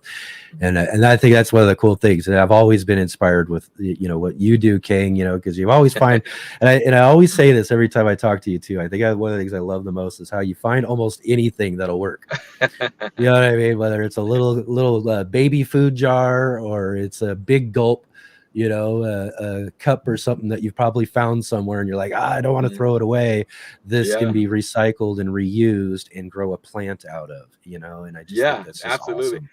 You remember those baby formula containers that I used Yeah, initially exactly, a long time right? ago? That thing is like one of the biggest sort of like container that people really love, because it's safe, because it stores baby food, so it's food friendly and food safe, and everyone has it. And so for the longest time, people were like, "Oh my God, this is like the best thing ever," It's like, But it's the fun thing of it. I feel it's even though we do the complete opposite in some of our projects, like for instance, I'm trying to grow coffee hydroponically, and that's a huge project. Growing a banana indoors is also a huge project. But what you are doing is growing as small and efficient as possible, and it's kind of the same challenge. It is a challenge, but it's on the complete opposite side of it. But it's all about doing something a little creating bit simple and accessible type of things. Doing That's really what different. it is. Simple and accessible. Yeah, anybody can do it anywhere. And it's also that one of of my most popular videos that I've done several videos on, it's actually about growing basil indoors. Those videos are very popular, and so many people are. I remember that basil ball. Yeah. That was just awesome. It's almost like it was the first video online where you actually had enough basil. Because so many people are growing basil and they have three stems and a few leaves, but that's not a full dinner. You need to grow at least so much that it actually covers your need. And if you enjoy using basil in cooking, then you're going through a lot of basil within a season. So it's kind of getting those things easy and accessible for people. And also with the hydroponic that I got it from you, Kang, and I haven't looked back. I'm gonna do hydroponic to the day I die. I love it. I love soil more, but I do love hydroponic. It's so much fun, and those things are so much simpler, as you say, to get people involved in doing the simpler things. And if they can grow a little bit of basil and they can grow a little bit of other things that they don't need to buy every single week, it saves the environment. And it's actually one of the few things that you can do that actually saves money. I feel like, because it's hard to grow your own food and save money. So you need to be smart about it. Yeah, absolutely. I think you hit the nail on the head, because oftentimes when you go buy herbs, right, you use maybe 2 stems and then the rest rot away in your refrigerator. Whereas if you can grow that basket of basil, that'll last for months, and it's fresh. It grows as you need them, and then you only pick what you need, and it's always going to be there fresh for you. And fresh is always best, right? Yeah, it is.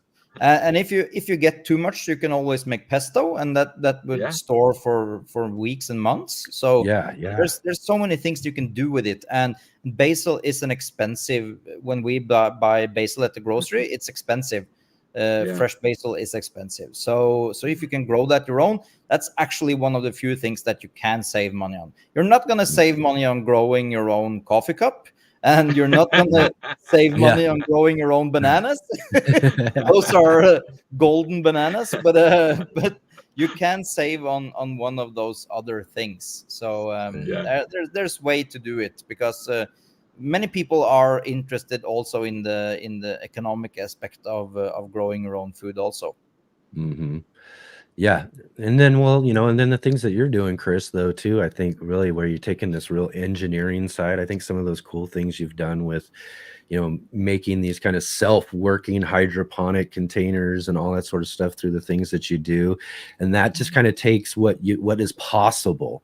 You know what I mean? Like a lot of these things we talk about simple and accessible for a lot of sort of stuff like that is great. It gets you started, it gets you into all of that, makes it easy for you to figure it out and all that sort of stuff. And then get to see what you're doing when this more kind of advanced, like what is possible now if I take this to the next level type of thing.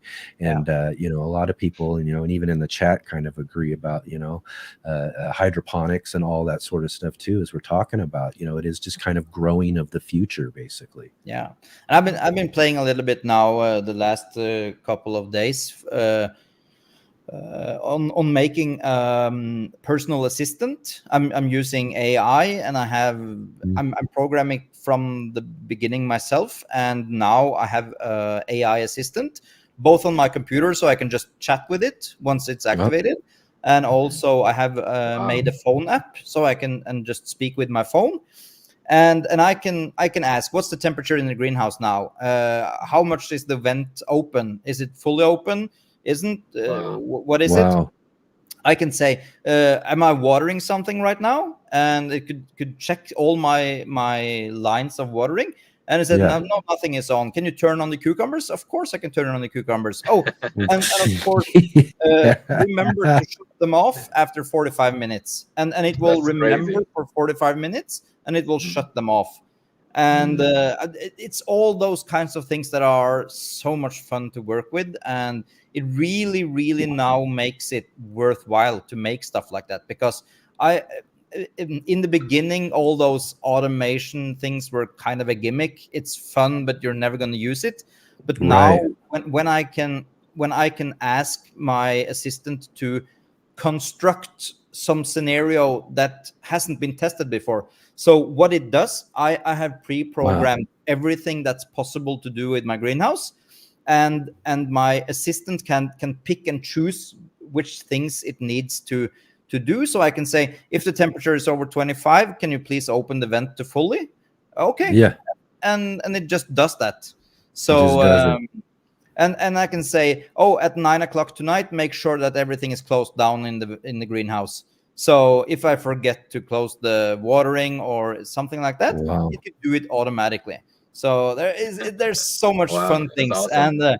And of course, the new grow room, that's gonna be that's leading us into the future, Christopher. Leading us into the future.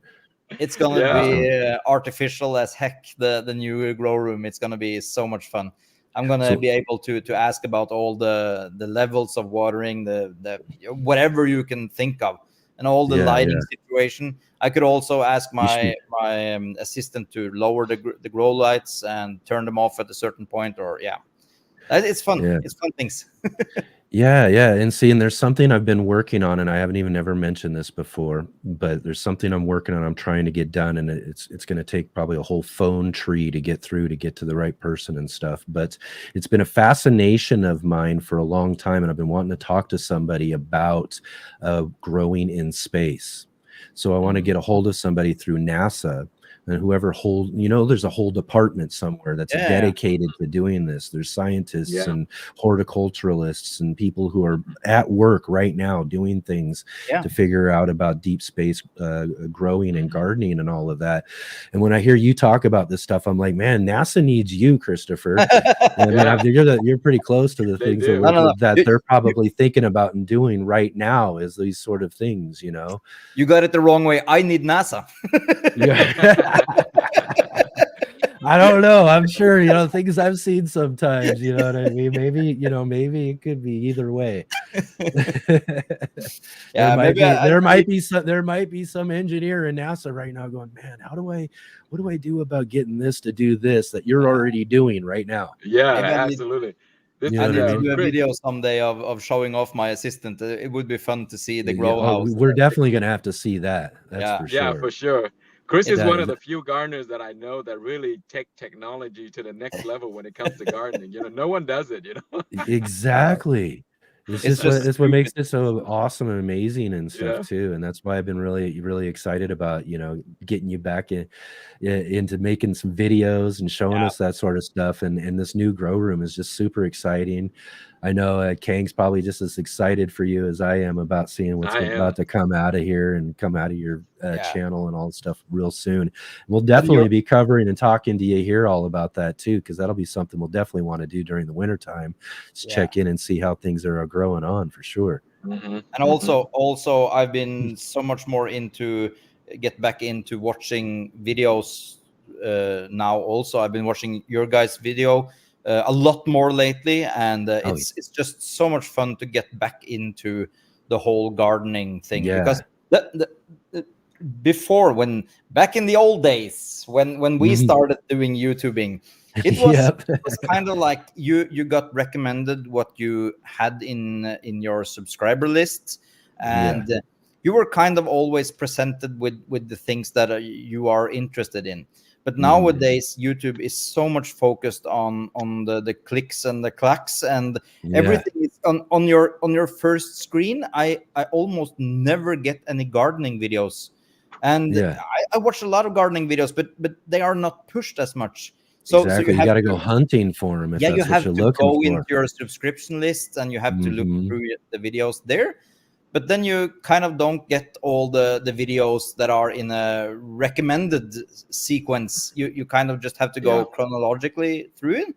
So I feel like YouTube is destroying It's a little somewhat. different. It is a bit different on that level. Yeah. And it's one of the things I struggle with too, and I talked a little bit about this on one of my shows last week. Was it yesterday? I think maybe my date. I can't even remember last week. Things are so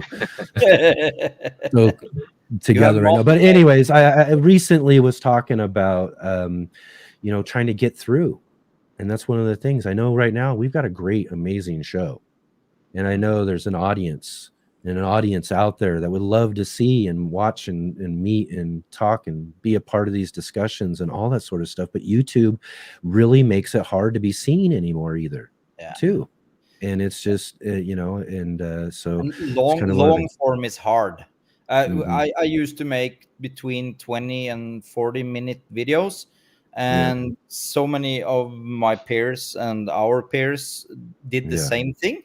But now it looks like everything has to be 3 minutes, or people won't watch it, and it kind of destroys a little bit of what I enjoy doing, because I'm Khang, you have been really good at making short, concise video that really get to the point fast and get things done.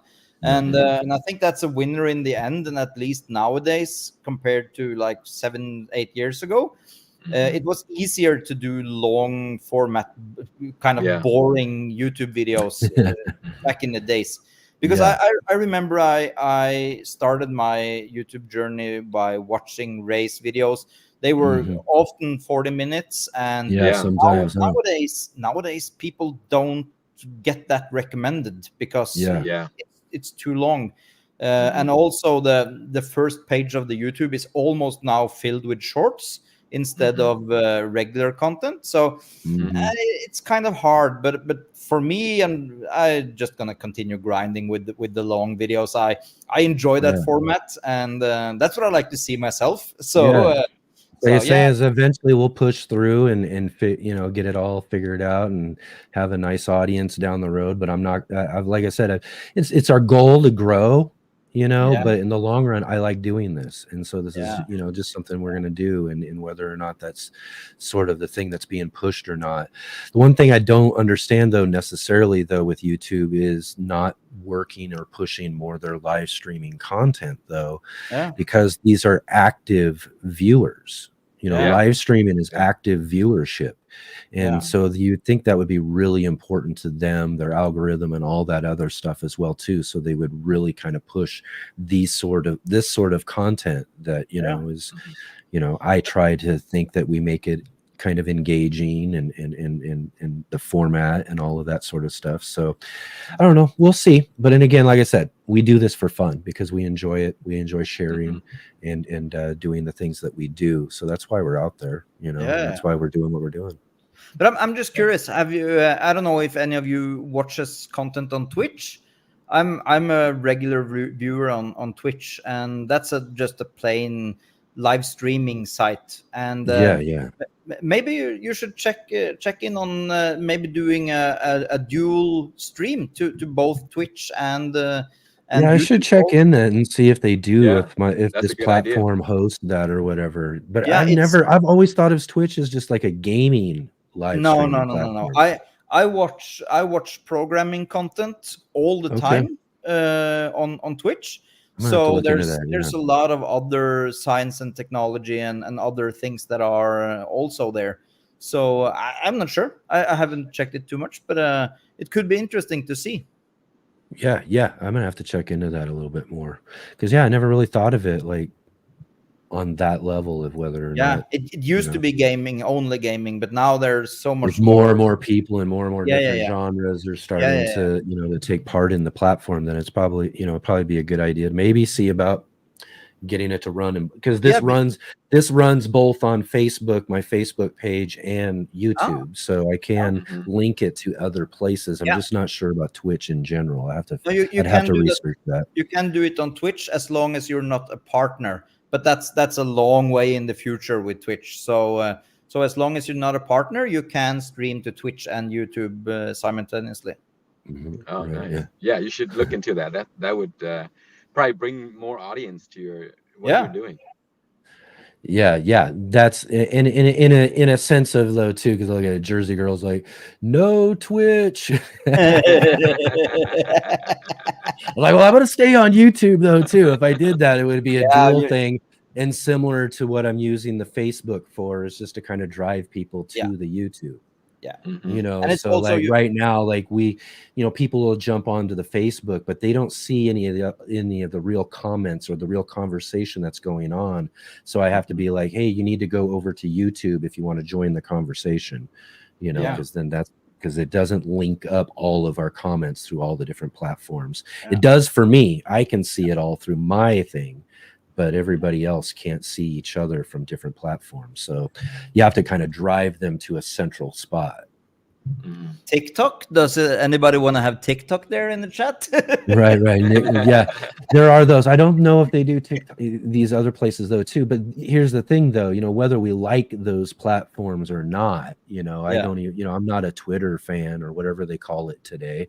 Yeah. I never have been, never loaded up the app, ever, and but still, if it's a possible way that I can get content out there, maybe get them to come over here, those are avenues that we have to think about when we're looking at growing and building an audience and producing a real show, which is what we're trying to do here.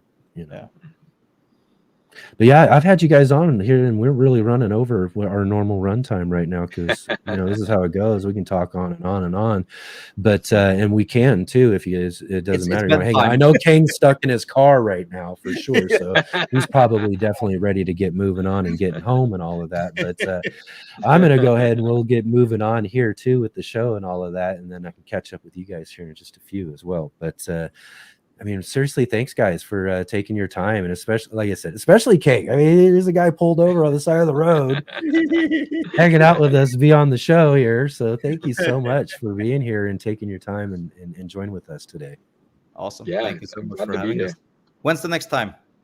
Next time, real soon. Like I said, when your grow room's ready. Yeah. I'm thinking, we kind of got this seasonal thing going on, so let's kind of try to keep that rolling. I'm thinking, at least however often, possible, but for our show in general, maybe every couple months for sure, we got to catch in with each other and see what's going on and how things are going, and have this fun conversation and keep it going, man. Yeah. Excellent. Thank you so much. You got it, guys.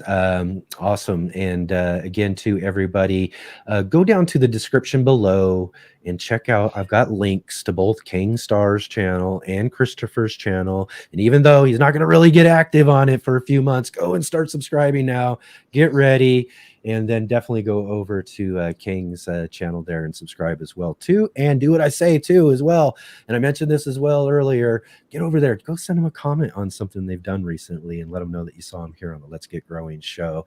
And again, thank you guys so much for being here today, and we'll see you again soon right here on the Let's Get Growing show. Bye. Bye.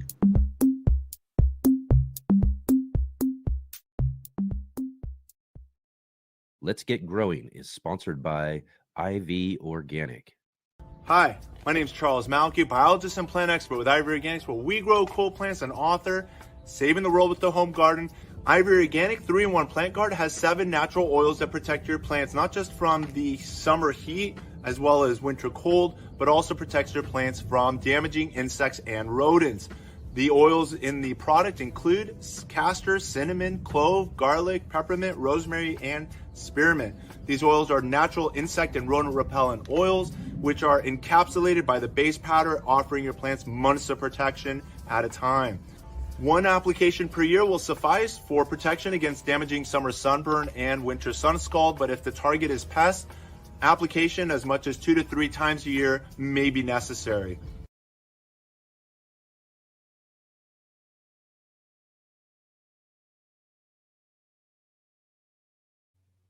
Oh, we better fix that.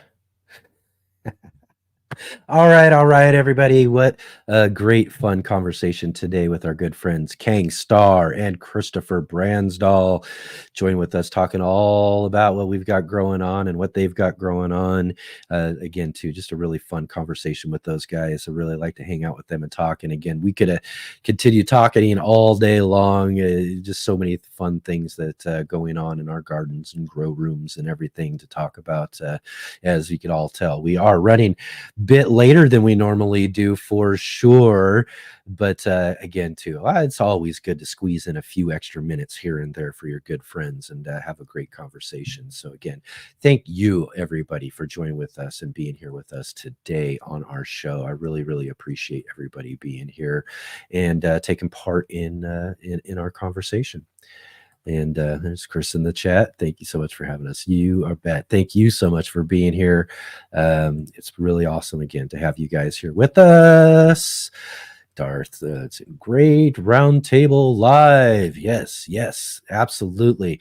And hopefully too, we're going to get working on. I'm getting in contact with some people, and we're going to start making sure that those off Sundays where we don't have our regular second Sunday of the month, when we have our good friend Gardner Scott on for the all your garden questions answered. We like to do a nice Q&A with Gardner Scott every second Sunday of the month, and then on our third Sunday of the month we do a gardening book club, and this July book is the book Ooh La La by Cisco Morris. Cisco Morris is a really popular, award-winning horticulturalist gardener, does lots of different shows in the Pacific Northwest, and radio shows, television, news shows, PBS, all sorts of things. He's just been around for many years, and he's just an amazing personality.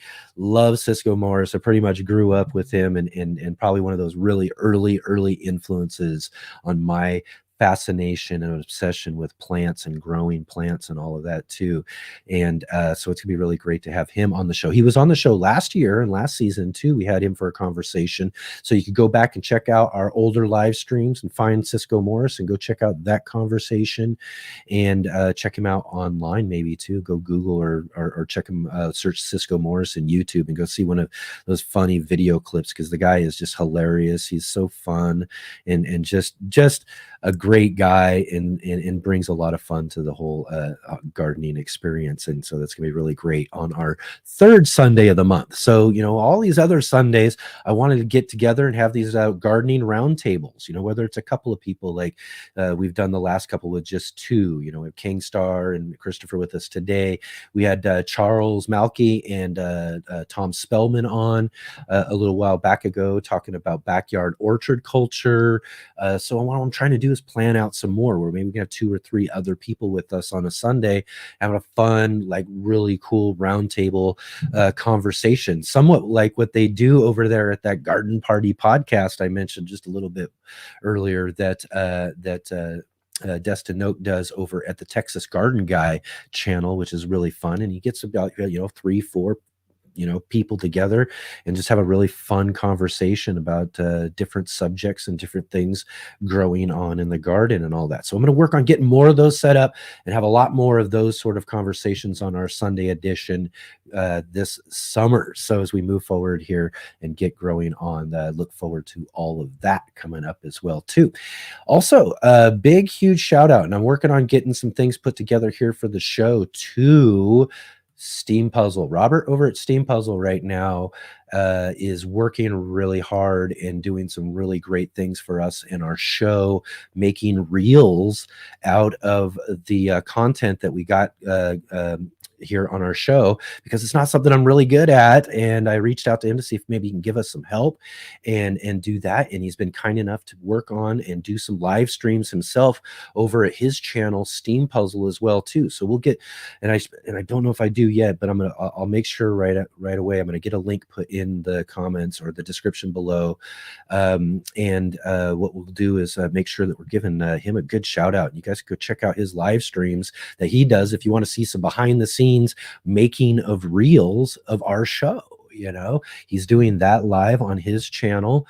And so it's just really huge help for us. I'm not good at this sort of stuff. There's a lot of things that I'm really not that good at doing, and getting that sort of help from other people, and especially viewers who are stepping up to really help us take it to the next level. We kind of touched on that a little bit at the end of that conversation with Christopher and Khang there too, about kind of being seen on YouTube. And one of the things Christopher mentioned is that they're showing reels a lot when you're doing that sort of stuff, and that's something we're really behind on, and getting that sort of thing out there, which I think will be one of those other things we could look at to helping build our audience here for the Let's Get Growing show, because we do have an amazing, great show.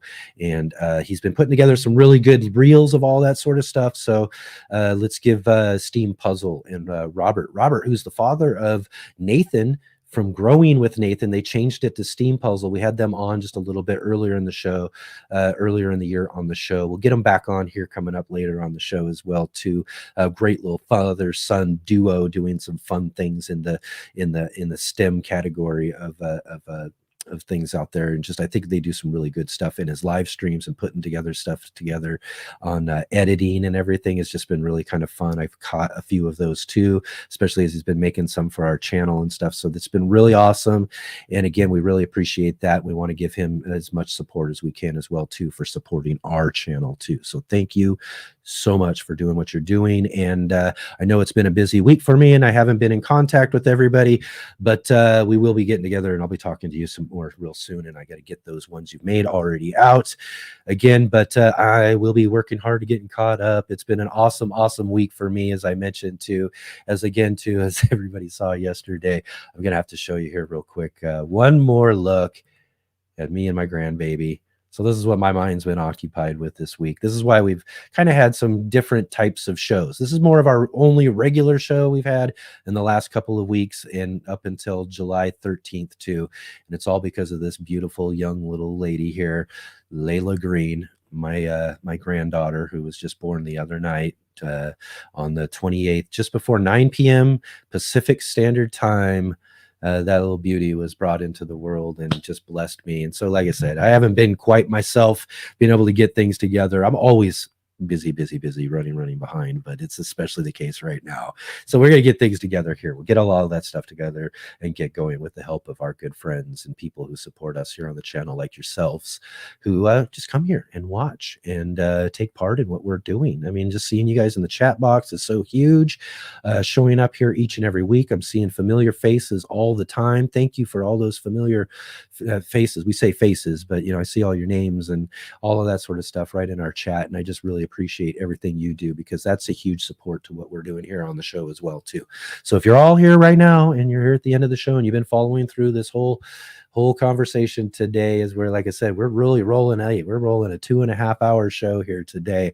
But I appreciate all of you so much for being here with us. And if you can, go ahead and click that thumbs up, hit the like button, subscribe if you haven't subscribed already, click the bell notification to be notified of upcoming videos and live streams and shows as we get rolling into our summer season. And especially share. Help us the best you can. That is one of the biggest things you can do. And these are free things that doesn't cost anybody anything. It's free. Share, comment, like, doing all those sort of interactions with the content that we have here on YouTube helps us get seen by more and more people, and he'll help us really grow this show and really take it to the next level is what we're really looking forward to here, because there's so many ideas. And I'll just kind of end with this when I'm talking about what I'm thinking about as we're talking about growing an audience with the show, is that the bigger this audience gets, the more numbers we see there as live people with us, each and every week, opens up to more and more possibilities of things that we can do. One of the things I've been wanting to do and expand more is something that we do on that third Sunday of the month for our book club. Is we have a book giveaway that we do. And Serena, your book is on the way. Believe me, it should be showing up anytime. She was our last winner of the book giveaway that we do each and every third Sunday of the month as we're announcing our next month's book. We've been doing that book giveaway. I'd love to be able to do more giveaways of things. One big possibility is doing things with IV Organic, our sponsor for the show. There's possibilities of doing giveaways and things with other places and all that sort of stuff that we could expand to in other segments and things that we just need a bit bigger audience to be able to really do properly. So these are sort of things. There are other segments, ideas, all that sort of stuff that I've got that will expand and take our show to a whole nother place when we start getting to a really good audience size where we can start really tapping people and doing things and stuff. I don't know if anybody remembers or remembers seeing some of our first 10 shows that we did. The first 10 shows that we did started where we were reaching out to some of our friends and people we knew to help us do an introduction for the show, where we just had people who were watching, basically viewers, introduce the show for us, saying, hey, I'm from this place here. We had a mother and her children from Britain, England, did one for us. I had a friend of mine whose daughter over in India did one for us. We had several others from around the country here who did these intros. But the one thing that we found was, until we get big enough audience, it's going to be hard to kind of tap people to get enough of those to keep us in new introductions each and every week. So we kind of found that out, and that was something that kind of we had to pull back from. I'd love to be able to bring that sort of thing back. So like I said, there's all these really cool things with building and growing a bigger audience. So hopefully we can get the word out there and get that going, because we've got a really, really amazing, awesome show here. We get to talk to some really awesome people each and every week. If you saw last Saturday's show, we featured our interview with Joe Lample. I mean, I got to talk to Joe Lample, everybody. This is someone I've watched for years on his award-winning PBS show, Growing a Greener World.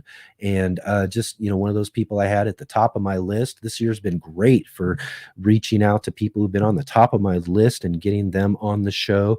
We had Mark from Self-Sufficient Me on a couple of weeks back. I mean, just amazing people that we get to meet here on the show. And we want to be able to get that word out to more and more people so that they can come and take part in some of these conversations and be a part of this show.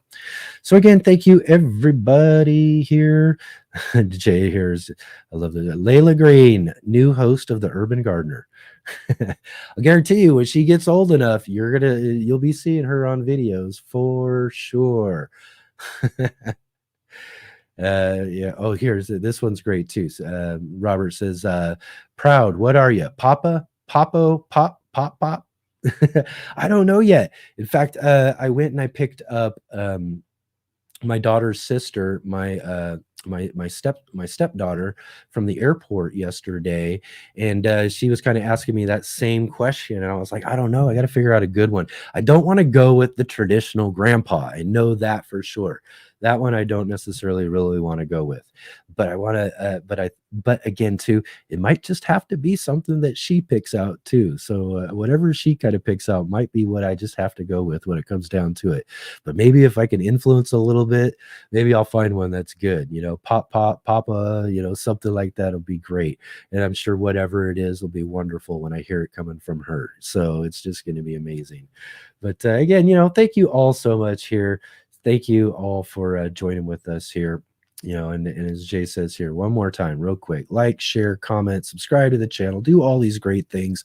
You know, also big support too is that, you know, taking that time, as I mentioned as well, going over, clicking these links down below in the description to our guests' channels and their social media, and really going over there and letting them know that you saw them here on our show. That's huge too, because that really reassures our guests, you know, that being a part of our show is really something that's, you know, good as well too for them. And, you know, because it's really great for us that they get to and take their time to come and be with us. So if we can take just a little time to go over and say hi to them, that would be really awesome as well too. So again, thank you all so much for being here. I'm going on and on and on today, and just really happy to be here with all of you. It's just a really happy time for me, as you can all tell. But you know, just really amazing to have you all here too, sharing in all of this experience with me.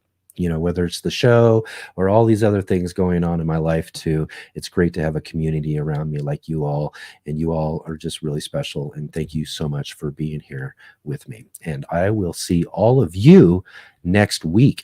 Real quick though too, again, just gonna be some casual conversations. So we're not going to do any official shows until July 13th when we come back with our next guest. And hopefully next week I'll be able to announce all of that to you all and let you all know that too. But we'll just get together here for a nice simple little conversation on the Urban Gardener channel, 11 a.m. Pacific Standard Time, 2 p.m. Eastern, and I'll see all of you then.